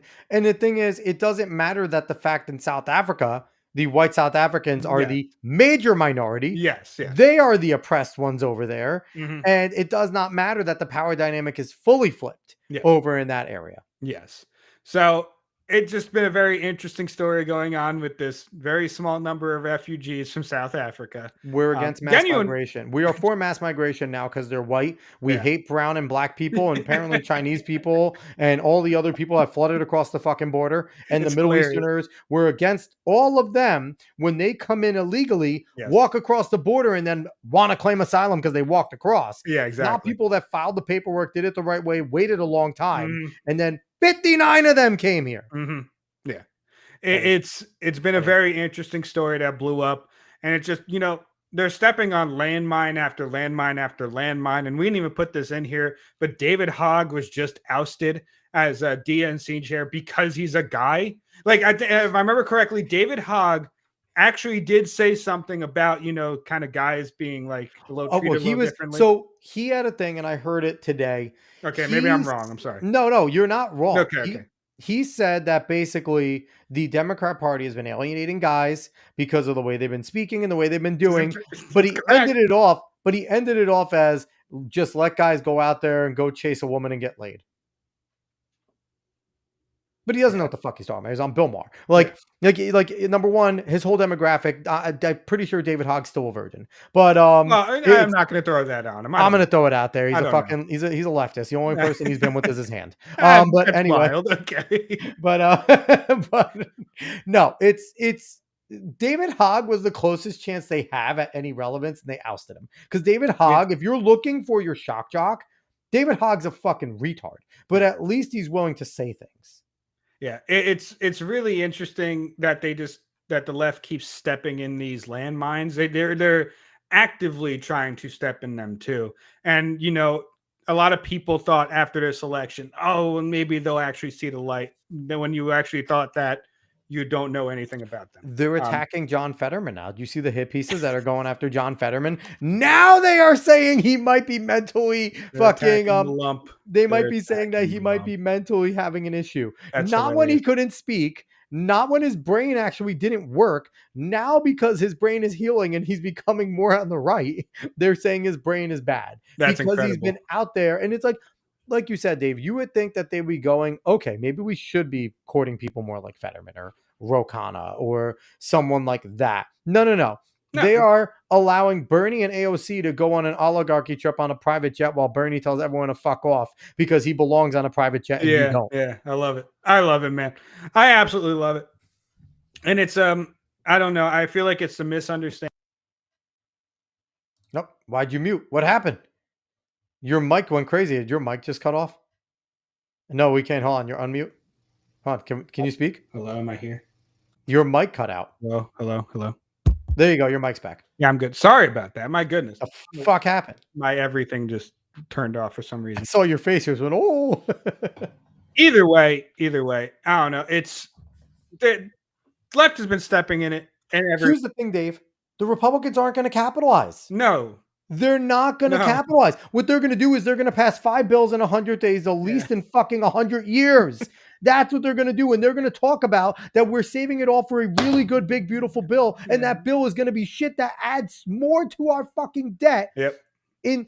And apparently we want to pay for the next 2 terms. So just in case we lose the midterm, motherfuckers, you're going to, because you're not doing anything. It's insane. It's they deserve to lose. It's absolute insanity. But we'll move on from that. I hate these people. And we'll go over real quick because we haven't done like a normal show. Hold on, Dave? Can we create a party and our party just be called Not a Retard Party? No. And where all the Republicans come over and we just say, hey, don't vote for the Republicans. They're retarded. We're the Not a Retard Party. No, because we are retards. Anyway, we're autistic. We're not retarded. I don't want to say this too much while the Pope is on screen. It's okay. He blesses us. That's true. But we've got a new Pope, Pope Leo. This is actually his official account. Funny enough, he's following 0 people. He actually has a Twitter. He shouldn't be following anyone. He's the fucking Pope. That's very true. There is no one that the Pope follows besides Jesus Christ and God. But we do have a new Pope. He is from Chicago. But he's an American Pope. He's from Chicago, but he's basically lived most of his life in Peru. Yeah, but he's an American Pope. I don't want to be from Chicago either, so I don't blame him going to a third world country instead of Chicago. That's fair. But we'll see. He doesn't seem bad at all. He has been up, he's apparently a registered Republican. Well, the thing is I don't think he likes Trump or Vance very much. I don't really so Francis, he put himself into a lot of political things. Yes. And I really don't want to talk about political leanings about the Pope, to be quite honest with you. But you know what, though? The Pope has been a political arm for its whole existence. Yes, I know. But I'm just saying, until he actually does it, I don't want to just automatically, because it's more about the theological teaching. It's bringing people to the Catholicism. Yeah. So until he puts his nose into it, I don't want to go immediately and just figure everything out, because I don't know where he's going to be when he is the Pope, right? So, what he's actually going to say when he is the Pope. Francis himself put himself in a lot of positions where people could just be like, what is happening? They could be critical of him or in favor of him, right? Because you had both. Exactly. You had both. Exactly. So, but I wish Pope Leo the best. Yes, 100%. And so far, some of the things I've heard from him, he sounds very good. I mean, he talked about gender, and the thing is, his understanding of the theological basis of the religion seems to be really strong. The things that I've seen him say in terms of his theological theory is good. Yes. It seems very orthodox. He sounds, I don't know where he's going to be on stances of culture. He's definitely more, it seems to be a little more progressive in his leaning in terms of culture in a lot of way. But in terms of, I think he's going to get us closer to the Orthodox, much closer than Francis was. Not Benedict. I yes. don't think he's going to be No. Benedict. Benedict was very orthodox. Mhm. But I think all we can hope for is not Francis. And if he's not Francis, the church is going to be in a better place. Might be pretty good. Yeah, exactly. Decent. Not the But Episcopal Church, which yes, Francis was trying to turn the fucking Catholics into the Episcopals. yes, basically. But all the best to Pope Leo. New Yes. Pope. Thank you, Your Holiness. And Chi-town we boy. wish you. Yes, American Chi-town man. American. We wish, and he's only in his 60s. So Mhm. He'll be we're, there for a I'm minute. hoping that he's a good pope for decades to come. Yep. Right? We Yep. could be seeing a pope for a few decades, and that would Yes. be, and if he's a good one, That'd be good incredible. leader for the world. Yep, exactly. And we are going to move on from new Pope, Pope Leo, over to a new trailer. Something we probably can't watch. Yes, I'm. We're going. I'll do the mute thing because I think Superman will be. Why fine. don't we not full screen it either? I'm not going to full screen. Okay. But we'll just have this playing in the background on mute. Hopefully, stream doesn't get taken down. I don't think it will. It shouldn't. But so let's talk over the whole fucking thing. Yes, we both watched this beforehand just in Yes. case. That's why we don't have it playing with the sound on. Go watch it yourself. So as well. real quick, do you want to laugh? So Yeah, go ahead. where I watched this, obviously as a driving instructor, I work in my car. Mhm. So I watched it, while on my lunch break, I was over and I had it on. You know how sometimes the Bluetooth in the car, the voice is a little off? Yeah. Me being as autistic as I am, decided I don't want to take it out of the car and only watch it. So I was the vocals and the sound was 2 seconds behind the whole time. Oh, So I was geez. kind of guessing what they were saying. Oh my god, that's terrible. That's awful. Ridiculous. So go ahead, Dave. Sorry about that. But overall, I'll just give my thoughts first on Yeah, this. go for it. I think it looks like it can be pretty good. I don't, we are jumping kind of into the middle of Superman here. This isn't the beginning of Superman. Which We're I'm jumping fine. we're jumping into the middle of Superman. But I don't. So the parts I really don't love is like, even though he is there, he's worried about people's lives, right? He's not worried about just the back and forth of, did you ask the president or shit like that? He's worried about people's lives, but I don't necessarily love seeing Superman kind of lose his cool. I mean, he's doing it with Lois, someone he's the most vulnerable with, right? But I don't necessarily love it, especially not like the first parts of this trailer. That's not something I like to see in the first thing of a trailer Superman movie. But some of the action, how colorful it is, how vibrant it is, the fact that it kind of looks like it's just going to be a story about Superman, being And a Crypto's good a good hero. boy. The Crypto's cute, but he doesn't need to be in a movie. He's a good boy. But it looks like it's trying to be a genuine Superman movie, so I think that'll help it. Now, when it comes to hashtag super shit and all that stuff, I'm hoping that, especially because it kind of was confirmed, if it is in the movie, I hope that's a very small part of the movie. Agreed. That it doesn't take away from it. And I Sorry. think there's still a lot of things that could go wrong here, but I think there are things that can go right to make it a decent Superman movie. Now, what I will say is, do I see the Superman movie needs to be out of this trailer in order for the DC universe that Gunn is trying to create for it to be a thing for a while now? No, that is not the movie I see. I think it can be a decent movie, but I don't think it's going to be the new big Superman movie. Like, this is what kickstarts it again. This is what gets people back into Superman and ready for more DC movies. So my takeaway was, I actually enjoyed the emotion because I thought it was well placed. I didn't think it was a temper tantrum, and I thought the build up to it in terms of how they placed it with him and Lois and her doing an interview of him as Superman and not as Clark and things like that, and just the build up of where it went to, right? She was trying to turn him into a political thing, and he basically, when he got angry, it was about the fact that he was just being Superman. And even in comics, we have seen Supes get emotional about those types of things. So it's not an unnecessary thing. Now, I am at the expectation level of, I don't think we're ever going to see a great superhero movie again.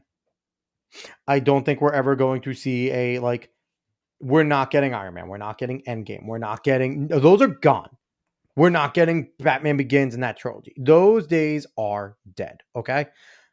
What I want to see is a good movie. Is just a good movie with my favorite superheroes acting like my favorite superheroes.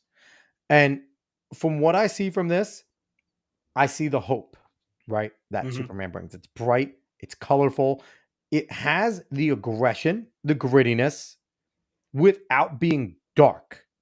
And it's rehashing a storyline in Man of Steel that I enjoyed, where it was the government fears me, everyone fears my power, but I don't care. I have to be Superman. And I do enjoy when they take that line and who he is. And I mean, from everything I have seen so far, outside of the hashtag super shit, which could be terrible if it becomes a big plot line, I agree with you. Everything I've seen so far makes me want to go see this in theaters. And I know people are like, oh, this looks like a CW thing, the poster. It's like, it is a superhero movie, and it's Superman, the corniest superhero ever thought of, right? In theory, Superman is a corny ass theory. He is all powerful alien that can fuck everything up just because the sun exists. Like, it really, like, so Mhm. I don't mind that it's a little bit campy. I don't want it to be this dark, stupid thing. That's Batman, right? Batman's dark. Yeah. Soups should be bright, should be exactly what we see here. I like the vision that he's working with right now. I like the way Lex looks. I think Lex looks fine. I thought initially he looked kind of cheesy. This trailer makes Lex look much better. I Mhm. think the Lois is a really good cast for Lois. Yeah, I I think think she's she good, Lois. I think she's a good-looking woman, but she's not this knock your socks off bombshell, but she's a good-looking woman, and she looks like a annoying reporter, okay? Like, that's fine. And I thought a lot of the other cameo people you see on the side, they all look great. They look fairly comic book accurate. So I think there's a lot going for this. Can it suck? Yes. It could be fucking terrible. We could see all the action right here, right? Mhm. That could be the case. That hasn't been the case with James Gunn's movies so far. These Mhm. superhero movies. They've been good, decent stories, fun. I don't see many jokes in the trailer. Yeah. Awesome, right? You would get that from all these new Marvels where they would do the one-liners in the trailer, so you knew it Mhm. was going to be funny. Mhm. This looks like it takes itself a little seriously at times, and it has those moments. So, I don't know. Everything I've seen so far, outside of hashtag super shit, makes me want to see this movie. I Yeah. will go see this in theaters. Yeah. I don't know. I think if I have a friend that wants to see it, I'll go see it. Right now, I don't know if I'm like ready to go spend the money to go see it. Come to New York. We'll go see it. I'll probably just watch on my We'll go computer or do it in something like that. IMAX. Yeah. I But would go see this in IMAX. This looks like an IMAX worthy film. It looks like it's going to be might be. fast, It some might good be. action, I fun to look at. yeah. This trailer definitely did help it. I think it 100%. did. I think it did. 100%. And Nate is bringing up super shit, and Lois Lane should have been played by. that would have been a rough one. That would have been a rough one. No, it should have been played by the dude that does what in the butt. Oh, I don't remember his fucking name. I don't remember. I just remember the song. But either way, I thought this trailer was good. Yeah. I thought it only really did good things for it, generally. And I do think there are still going to be problems with it. I think James Gunn's ego might be a little bit too big. We might see a little bit too much of him in this, Maybe. to be quite honest Maybe. with you. But some of the action looks fun. It looks like he is fighting a whole bunch of different things. And Hawk which could Girl's be in there. I really do cool. like Hawk Girl as a hero. I'm a fan of Hawk And Girl. to be quite honest with you, and I said this before the show, I kind of want it to be more of a shallow movie Yeah. where you just get to see Superman be more of Superman. 100%. Like, it has some deeper parts, but if it's more of a shallow movie where it's Superman being a good boy and just fighting things, he's going through a little bit of turmoil, whatever, but he's just being Superman, I think it'll work better that way than if Gunn tries to do this whole entire kind of character drama with him. So 100%. And another thing I like, Dave. Yeah. We knew the trailer was coming today, and it was still good. Yeah. Sometimes there's like the shock value that makes it go. Grand Theft Auto, right? Mhm. Grand Theft Auto second trailer told you very little about the game, Mhm. but people liked it because it looked good and it was Yeah. shocking. It just Yeah. showed up. Mhm. We knew this trailer was coming, and it still has generally positive reviews. Yeah. It's really hard, especially after the poster and after the Mhm. first trailer, and Mhm. after there's enough that I think we're all waiting for the moment when this goes wrong. We're latching on to hashtag super shit Yeah. because we're looking for that moment of this to 'Cause just end up being a fuck up. Yeah, because it feels like it's gonna be like It that. feels like something's gonna go. Yeah, We have yeah, our hopes up, yeah. and then something's gonna go, and it's gonna be like, "Fuck! I Mhm. knew we weren't Yeah. gonna." But we haven't gotten that yet. We haven't gotten that moment where it confirms that this is gonna be woke and gay. Put a chick in it, make it lame. Like Mhm. we have not gotten that yet. Mhm. All the things that we've seen is fairly comic book accurate side characters. The Superman actor, I'm going to give him a chance. David I don't Cornswell. think He looks good. I think he looks good as Superman. I think he looks okay. Yeah. I think he's a little bit too nerdy looking while still While being Superman. Soups. Yes. Okay. I think he looked better when he was talking to Lois. He had that more burly look. Yeah. In the suit, he's a little slim. Yeah. And again, that's nitpicking. The guy's a fucking brick shit house. Mhm. But in real life, he's not Yeah. small. But Yeah. in that suit, you expect. But Mhm. I will disagree a little bit with you. If this delivers that fun Superman movie that you just see Soups being Soups, Mhm. it can springboard a DC that James Gunn wants. Because I don't think DC wants that gritty hardcore look. Well, that's what I think was saying is how it would do better if it is more shallow.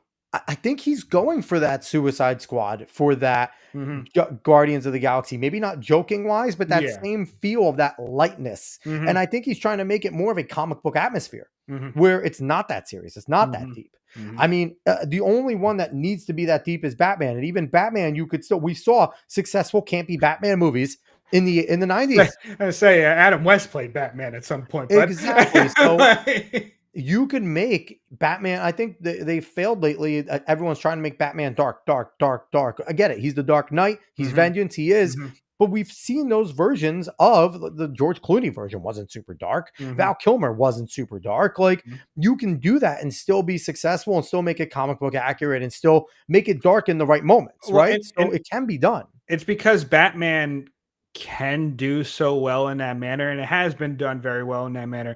But you also have to look at the rogues gallery of Batman. While you can make those characters very dark and gritty and stuff like that, they're also just so fucking cartoonish. They In a way, are. like Joker is incredibly the fucking Penguin is a The fat Riddler. bastard. They're just the most cartoonish people possible. Yes. But they have that spectrum where you can place them in many different spots and still write them very well as a character. Mhm. So that's why you can kind of bounce around with Batman. But also I think that's why, like, with Zack Snyder's Man of Steel, it kind of hurt Superman to try to be a little bit more darker in this. And like you said, you like that they're taking a little bit from Man of Steel where he's kind of not trusted by the public, and he's one not of the trusted. best scenes in Man of Steel is when he just fucking breaks when he's in the interrogation room and he just stands up and like effortlessly fucking snaps the things and Yeah. just shows them like, bitches, I'm done playing with you. Like Yeah. there were good. Listen, I liked Man of Steel. I'm one of the rare Mhm. people that actually enjoyed Man of Steel. Mhm. Yeah, but like but as we could see though, is that there are things that you might like with it, but it ends up not being Superman in the long run because Superman just isn't that dark kind of story. It's not And they supposed kept to it be. going, right? With Batman Yes. versus Superman, it was Yeah. just such a dark environment. It looked like the sun never Well, rose. and that's Zack Snyder for you. Yeah, Zack Snyder's a dark fella. Yeah, that's Zack Snyder for you. He does that, then he wastes money and makes Rebel Moon. But Well, I mean, between him and also they got two of like the darkest fucking people with him and Christopher Nolan like leading that Yeah, charge, right? With yeah. those things. And Well, I mean, with Nolan though, it worked extraordinarily well for Batman, like extraordinarily well. it kept on getting worse and worse. Dark Knight Batman Rises Begins was is the great. best. Dark Knight was good. It's only listen. People are gonna hate me. It is remembered better because Heath Ledger died. I don't fucking care what people say. He is the best Joker. Don't get me wrong. As I say, it's a fantastic playing a Joker. Good. Listen. Him and Jack are close. People forget Jack was campy, but Jack was a fucking very good fantastic, Joker. Okay, yes. and Mark Hamill's the best Joker. Period. But Yeah, voice wise, yes. yeah, but listen, you put Mark Hamill in a clown mask, he's walking out of his house normally, right? He is a fucking clown of a Yes, human. yeah. But the thing is, it's like we remember it better because he died, and that's a harsh reality for people to get. I don't know. Okay, no, it's 100% I don't because know. it was good. Batman Begins is objectively a significantly better movie than Dark Knight, and much better than the fucking last one. I don't even remember the name. Dark Knight Rises. Dark Knight Rises because bottom line is, Dark Knight Rises is crazy. Dark Knight Rises. Where is it? Dark Knight Rises has a lot of fun parts in it, but it's just, I mean, listen, Tom Hardy's there. amazing. Bane's there great. Bane was fine there, but it's like objectively, Batman Begins was it's just the best of the trilogy, and it wasn't close, to be quite honest. Yeah. Scarecrow was a amazing villain in the way they did it. Ra's al Ghul Scarecrow is a fantastic. but just the way they brought in Ra's al Ghul and everything, and the training, and I mean, Liam Neeson was amazing in that role. It's like people forget how good, just as a standalone movie, you take Batman Begins, most trilogies have to be put in as trilogies. Batman Begins is an amazing standalone movie, and you don't have to watch the other two to enjoy that movie on its own, period. You need to know nothing else about Batman. That is just a great solo Batman movie on its own. I mean, I'm not going to argue it. Probably the best Batman movie of all time. And it's not. There's no close second. Very interesting there. There isn't. Listen, again, Dark Knight's amazing. Everything from Calendar Man to Kite Man, diverse and best rogues gallery for the GOAT of superheroes. I mean, relax, Goku exists, but no, and Silver Surfer. Come on, Silver Surfer would fucking one shot Soups. Anyway, no, but he's just saying. No, I know. I'm talking about the Rogues Gallery. Yeah. I'm messing with Nate, but no, it's not even a question that Batman Begins is by far the best Batman, and it's not. There is no close second. Very interesting. There isn't. There isn't. You get Maggie Gyllenhaal in the second movie. Come on. That's a very fair point. Okay, you get fucking Maggie Gyllenhaal, and you are beautiful. One of the best parts was the building exploding. Okay, come on. It's rough. That's rough right there. I'm sorry. No, Maggie Gyllenhaal seems like a sweet woman. Anyway, but we're brother's out of his mind. Yeah. Yes. But we're going to move on from Superman. The new Superman trailer looks decent. Looks good. Yes. I still want to see it in theaters. I have maintained I want to go see that in theaters. Fair. We're going to move on from this to another trailer that came out. Which we can't watch. A little teaser. We definitely cannot even play this. There I know this so got many hit fucking on multiple streams. Yeah. Where the stream was literally just straight up taken down. Yeah, we're not doing that. There's a teaser for the Spider Noir series starring Nicolas Cage as Spider Noir. He's reprising the role from Spider-Verse, the Spider-Verse movies. He does sound like the Penguin in his only line. It does a little bit in the teaser for some reason. But overall, I think this actually looks pretty good for the series. It looks like they're actually capturing the aesthetic of the actual noir aesthetic that fits the comics and fits what this character is. And I think, depending on what else might come out from this, I think this actually could be a decent series to check in on. Hopefully they do it right. It is not Marvel. No. This is coming straight from Prime Video. This is coming straight from Sony. It's not Marvel. So we'll see what they do with it. I know the Spider-Verse stuff has not been the greatest that come out recently. But as long as they just watch the Spirit and do that, then they're in good shape. Because the Spirit is, I know people don't like the Spirit. I thought the Spirit was good. I like the Frank Miller aesthetic. I love all the noir aesthetic. I think it's amazing.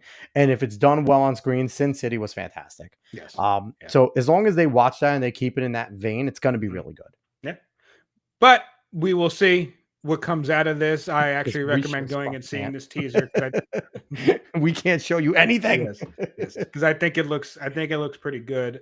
I think the series could be fun, and kind of want some of these things to work out. That would be nice. Something that is definitely not going to work out. Here's the thing. I know Nick Cage is crazy and has done some shit things, but it seems like the things lately that he's been putting his heart into, that I think this is something that this isn't just a paycheck for him. Like he was obviously he'll be having fun. He was booked for a while and he was just trying to make money, right? For a lot of the movies he was doing. Mm-hmm. I think this one, because he enjoyed his Spider Noir role in the Spider-Verse and things like that, I think he's going to do his best to make this one as good as possible. Yeah. I am. I'm right now. I'm kind of looking forward to the series. We'll see what happens. What more comes out? I probably won't watch it because I don't watch TV. I think it's scheduled for 2026, so it's still time before it comes out. It's time for things to come out for us to hate. Exactly. But going to a series that will have the popularity in the beginning, but I think will fade out, to be quite honest with you, is the new Harry Potter. It's going to have no popularity. It's going to bomb from the first episode. No. I think it's going to do very well in the first episode. The first episode will be good because I hate watching. I think more hate watching that. No, dude. I think a lot of people don't really necessarily know a lot, nor do they necessarily care about this casting. There's a decent amount of people that will not care about this casting, and they're still going to try it out because they remember liking Harry Potter in general. It depends on what the Gonna other happen. casts are. Who is Harry? Who is Ron? Who is Hermione? Those That's are the fair three enough. most That's important. fair enough. But I did just want to bring this up. Obviously, we know that Papa Sidu, I think that's how you pronounce his name. Yes, is playing Snape. So, so much for being accurate to the books. Thank you, guys. He's hook, nose, and pale. J.K. Rowling.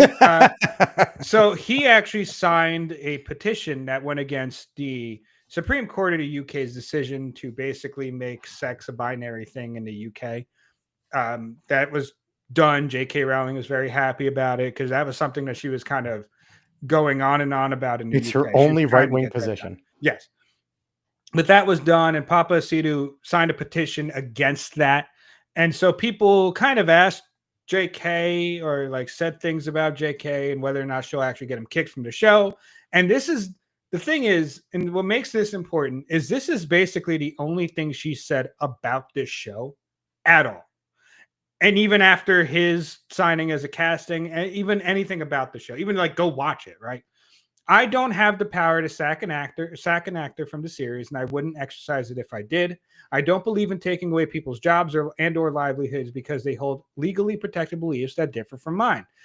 Perfectly fine. Yeah. Like, this is a perfectly fine statement. That's a very benign statement. But it's just, what, like, it feels like she has absolutely nothing to do with the series. She must have absolutely nothing to do with the series because she has said nothing about it. This is the only thing she said about it.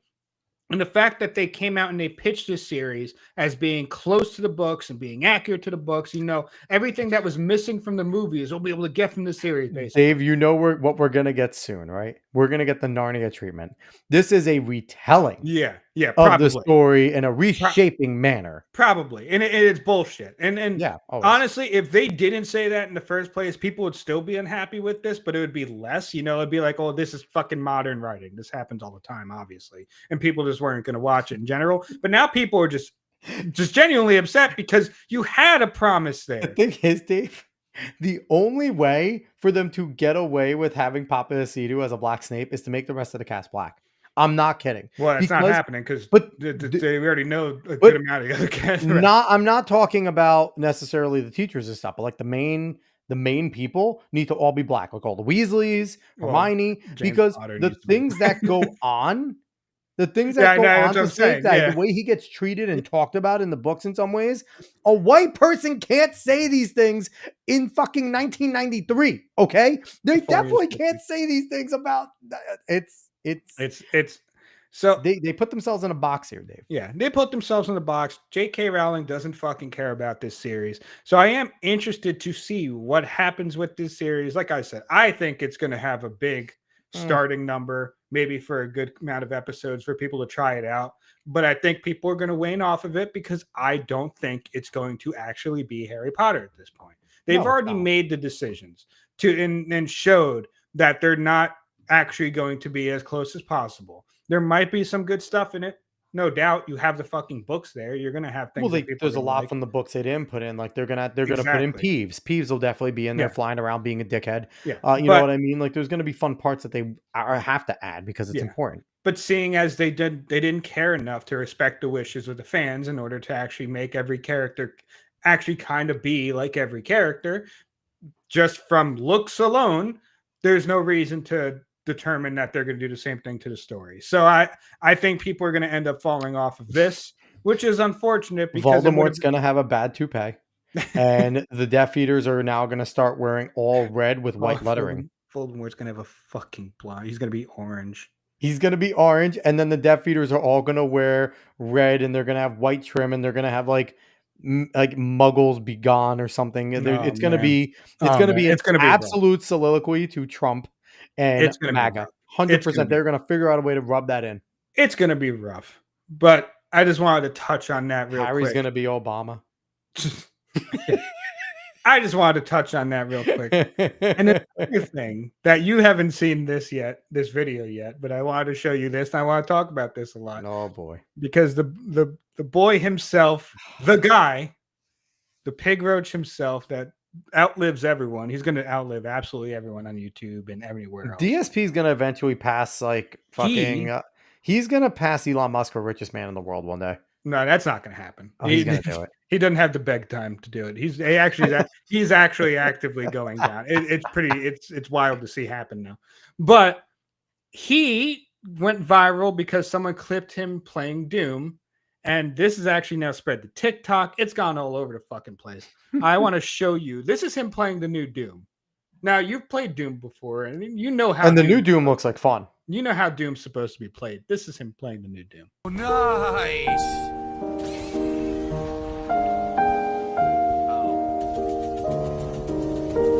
Standing there. Why is he autistic? What is he doing? This sucks. Again, what hit me? What does he think it's Halo?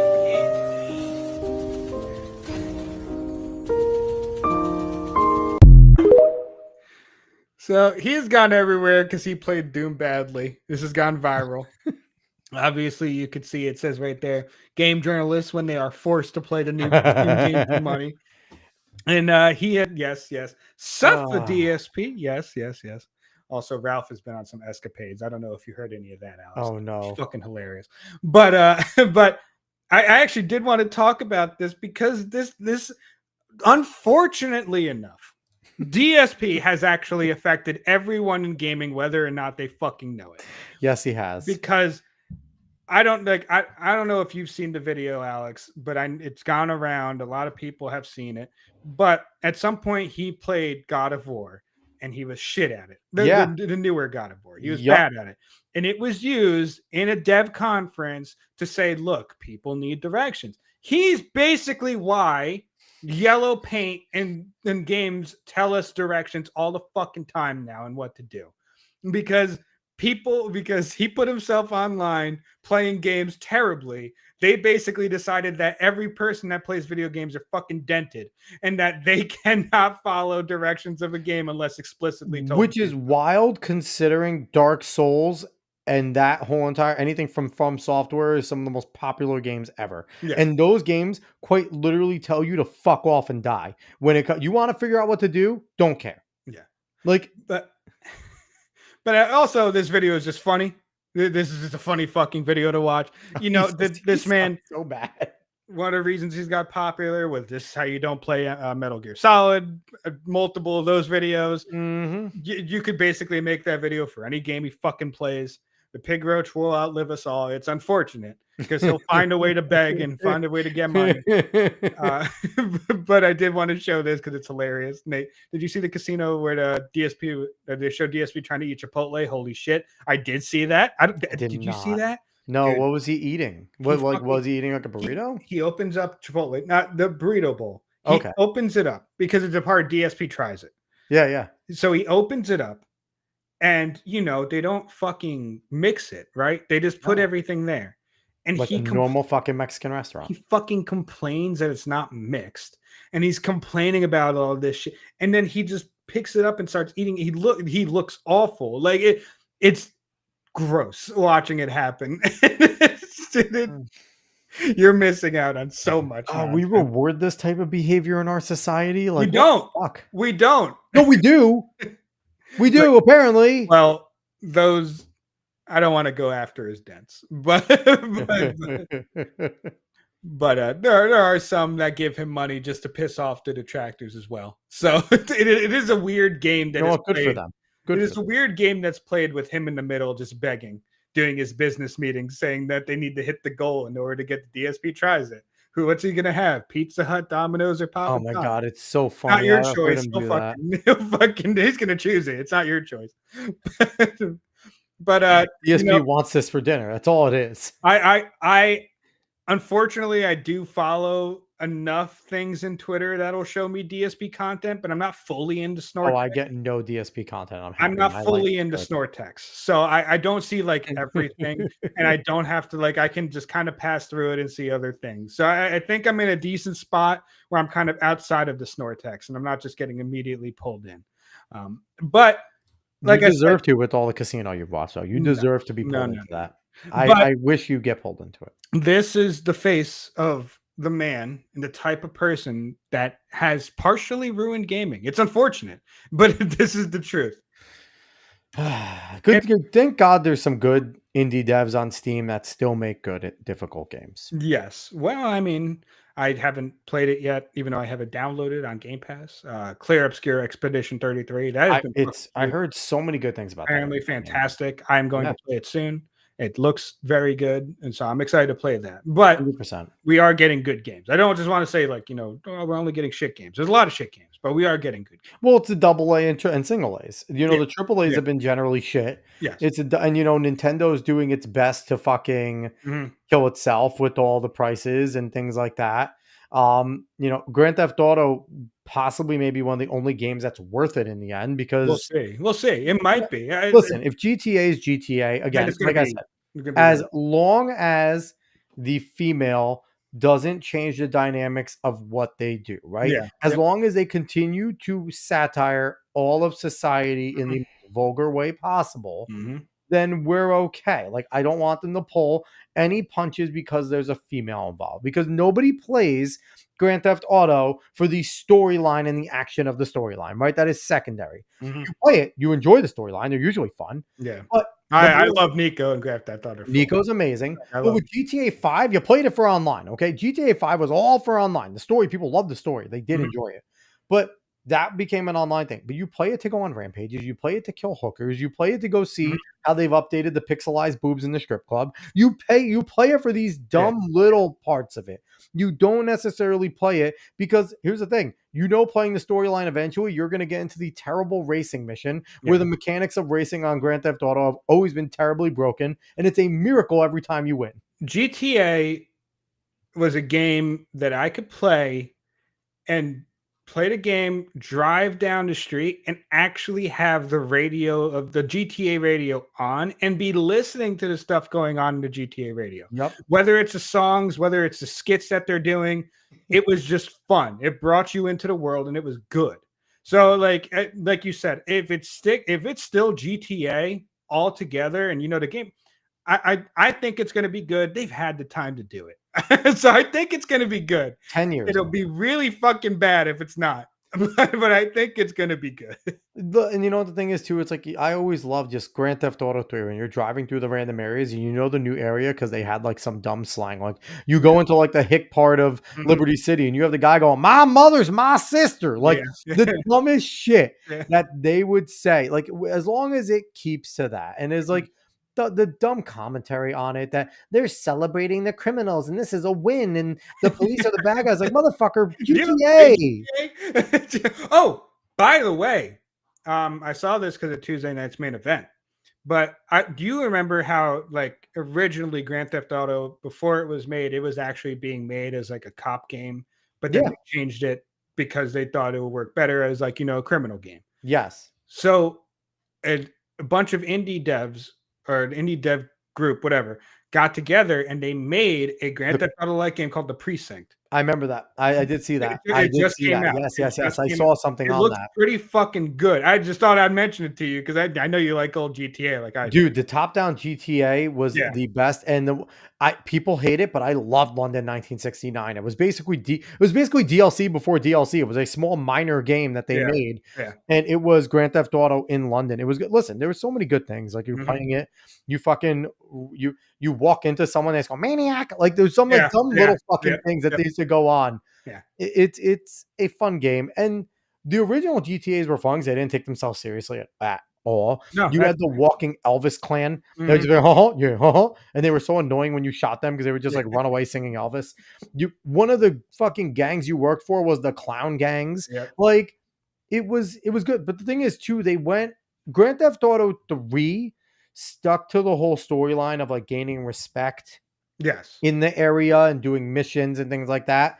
That was the whole basis of the original Grand Theft Autos, was you had to keep and try to keep your respect level enough so you can go everywhere and do your missions. But working for one loses respect in the other while gains it in some. So you would immediately get attacked if you were somewhere else. Where they kind of gone away from that. They've gone away from the whole gang thing. Grand Theft Auto 3 was 100% all gang oriented. You had the mob, you had the Hicks, you had the black people, you had everything, right? You had the Yakuza. And it was the same thing. If you did enough missions for the mob, you couldn't walk into the fucking Yakuza section. They'd kill you on sight because they were competing for protection. So I think it'll be interesting if they ever somehow got similar back into that. Now, I will say this, Rockstar, you're done with GTA 6, right? Make a Bully University edition, okay? Give I don't me think a we're ever bully. seeing Here's why. Bully again, Hear man. me out. I Hear don't me out. think we're ever seeing Bully Hear me again. out. Why Bully University edition will make $1 billion, okay? You can make it an RPG-esque game where in the beginning you choose the class of your bully. Is he a jock? Is he a nerd? Is he a stoner? Is he a frat Yeah, boy? you could do so much And with you could Bully. do a chick too, right? You could do both. And you could sit I there don't know. and it would be fun if you did a RPG with a bunch of different storylines for that bully, whatever you pick. You could make 5 or 6 games in one, depending on who you are. Could you imagine being the frat boy bully or just being the fucking nerd bully and the different things you can do? Like, it would be such an innovative game and just make a giant university, right? And just make it fun. Just make him be a scumbag in a college setting. It would, and then you could sit there and you can make it a little more mature. It could be an adult thing. You can go and fuck bitches. Like, add that Grand Theft Auto-esque. Go and fuck with parties, run away from cops. Like, you can do all these types of things. Do a prank at the big fucking game at 100,000. Like, there could be so much innovation if they did a Bully University edition. They're never It doing would Nerd go Bully. They're never doing Nerd Bully. And I don't even know if I want them to be I completely do. If GTA 6 is good, it tells me they can make another good Bully. It's just, I don't know, Bully. I just feel like it's a product of its time, It was so and good. you don't need another one. For me, it's just like that is where it was supposed to be. Could That's you imagine exactly a where it university is. edition though? Like, and if they did it right, where you can choose your class, It could be. and it would have different strengths and weaknesses. Look, Rockstar, like their formula is pretty decent. You know, it has worn on some people, but their formula is still tried and true. So, and like they could make another good Bully game. Or Like, even if you don't even choose your class and you go back to that respect type of thing, where what you do for one helps you or what hurts you with do for another. one frat hurts you with one. You know, something Or like like the jocks hate the frat boys, the Yeah, frat boys hate the yeah, nerds, and yeah. nerds hate the Mhm. stoners. Like, whatever. And whatever you do for one doesn't help. And now you're just this dickhead just being an asshole to everyone in the school. Yeah. Give it to me, Rockstar. I It- need it. You want? I not will gonna pay happen. $100 It's not for gonna that happen. game, It's not Rockstar. going to happen. I will buy a system for it. After following PWR, I'm getting more DSP stuff. Yeah, you know, sometimes when you follow the main product, you get stuff from the other. Nate, I will products. say this. You said GTA is great for role playing too. Here's the thing. Dude, It it's got still straight up creepy and fucking online. The things it's that they still were a doing. thing. I know. No, but It it's became still a EVE thing. Online on GTA. Okay. They Well, were no, actually. there are specific role playing servers. It's actually fucking crazy. It is bizarre what they become. And what was it? The basketball player? I think it was a football player. Sauce was on there a bit. Who was it? Sauce Gardner played a little. Sauce. That's who it was. Sauce was talking about that. He did it. Yeah. Yeah. I mean, you could definitely do that. Bully was so good. Wish Bully and Narc would get another Yes. game. Agreed.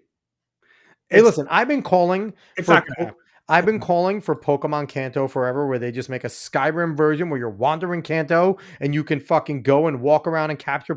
Arceus was as close, I think, as we're gonna get. Power World might be the closest you It was get. open Actually, world. That's agreed. Power World is very much what I want. Power but- World is actually probably the But I closest. want but here's the thing. For me though, I wouldn't mind if you still had that Pokemon feel. Is once you got into the battle, you went into that battle arena screen. Yeah. But now you can openly control your Pokemon. All 4 buttons Mhm. contain a different attack. You Mhm. can strafe and roll, and then you can have a realistic underdog story where you can have your Pikachu fuck up an Onix because you're Yeah. quick and you could do. You know what I mean? Yeah. Like, that could be innovative. And just they have like 9 regions now. You have 9 games ready to make, motherfuckers. Like, let's go. All right. We're going to move on to our final thing here. I just want Instead of fantasy booking video games. I want them. Rockstar, give me Bully. It's not going to happen. I'm gonna start tweeting them every single day now. Rockstar, now that I want a new Bully University edition. Make it happen. Nate's saying so many really funny GTA RP channels. Yeah, like I said, role playing is still huge, and with GTA 6, it's probably going to get even bigger. It's gonna get creepier now that you could probably be a chick. Crazy. You could be the lead chick. That's gonna be gross. But you wanted to watch this. There's a reason I said fantasy booking. We're gonna watch Steph get kicked out. for This is being a fan. hilarious. Yes. Uh, I thought this was Hey, funny. does yeah. somebody want to tell Paul down there to look up? Don't know what the fuck Stephanie's doing. Ball! Whippoorwill, look up here, look up Triple H! Up here! here. Up here! Do you not hear fans yelling at us over here? Maybe that's a security thing. He's not, and the person he's with is trying to show him. He wants security Yeah. to come up here and throw us out. I don't know who's fans yelling at me. Hey, who's it with the camera? Hey, guys. Hey, there's some fans up there. He's trying to see me.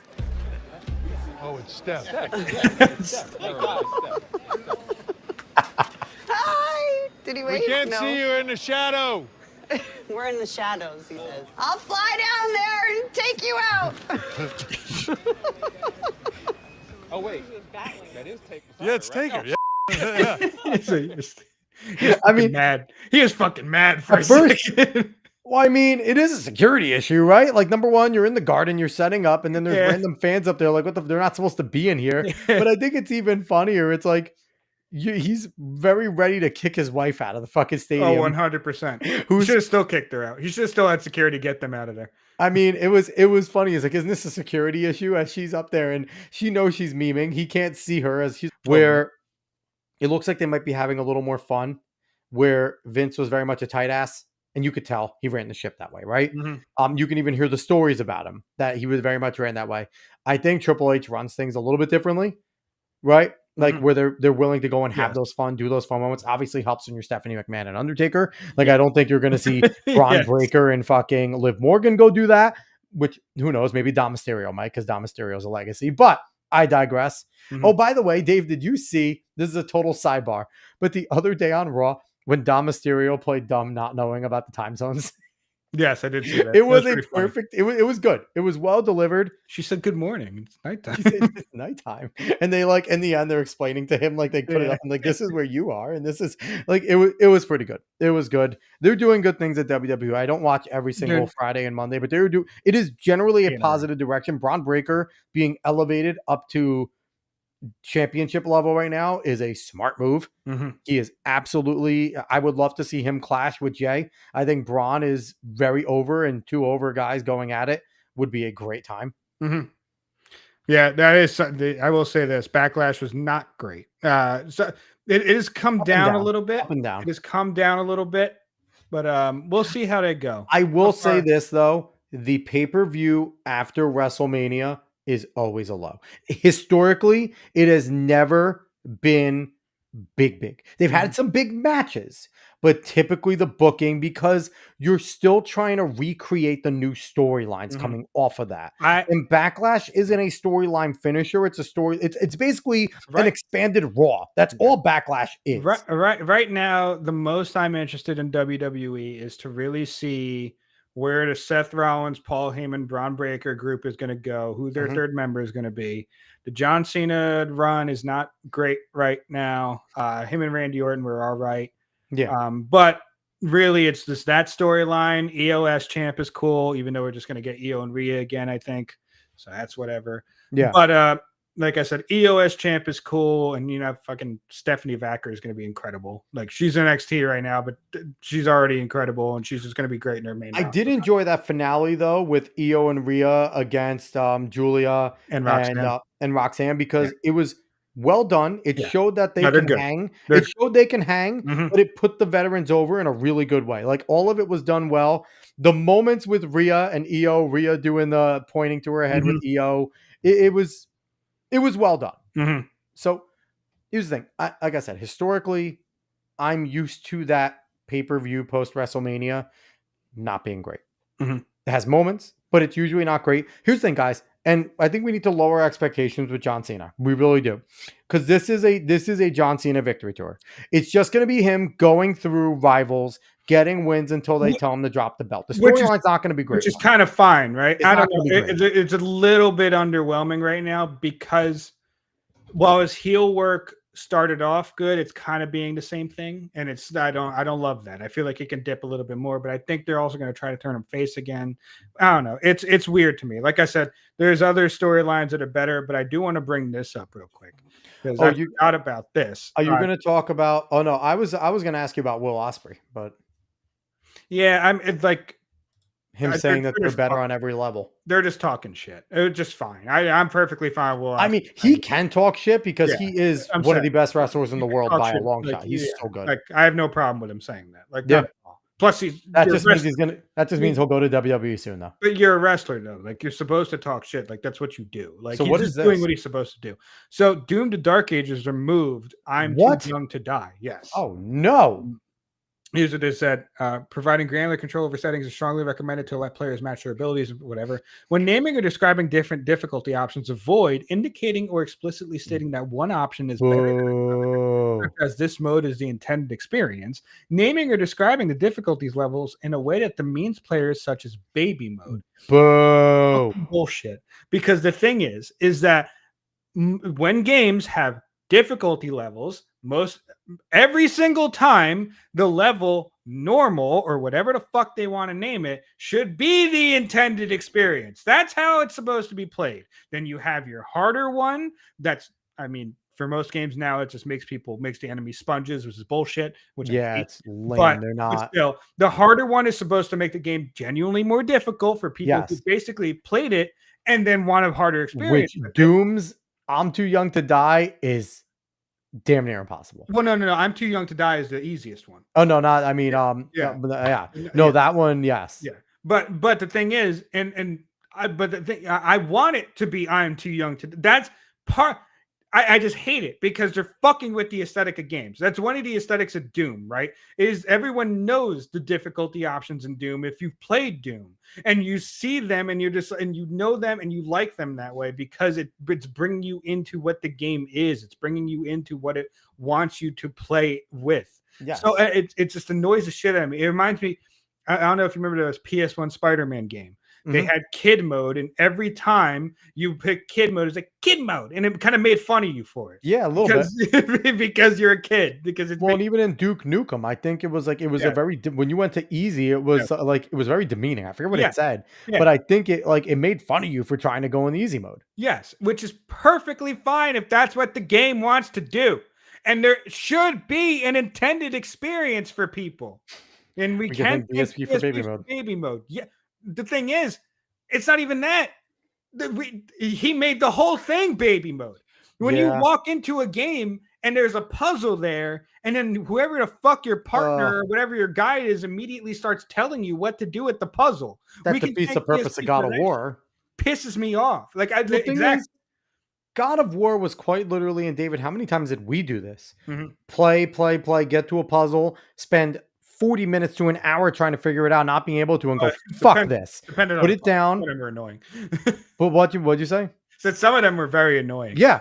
You sit there, you put the controller down, you save the game, you walk away, you come back with a clear head, and then you beat it, right? Yeah. There were so many games that way. You played fucking Catherine. Catherine was always that way. Those fucking Catherine puzzles. Was a straight puzzle game. It was a puzzler, but it was hard. Puzzle game. Yeah. That was a hard fucking game. When it got towards the end, that game. Listen, there's still random times in my head I just hear edge. Yeah. Like that game buried in my fucking head. I played it on normal. Like I didn't play it in the hardest difficulty. That game is difficult. It was wild. I watched you. That was one of the games I watched you play. Lyra looked really good at Backlash. She did. Her and Becky are a good rivalry, especially Becky stepping in and basically saying "fuck you." Yeah, I am Becky Hogan, bitch. Like I've done enough to grant myself that. Like Becky's new thing. Her promo on Raw was really good. Yeah, that's good. That's good. That's good stuff. That's what man. Yeah, but I mean, it's lame. It's lame what they're trying to do, nerfing things. And I think here's the thing. This is why modders exist, right, Dave?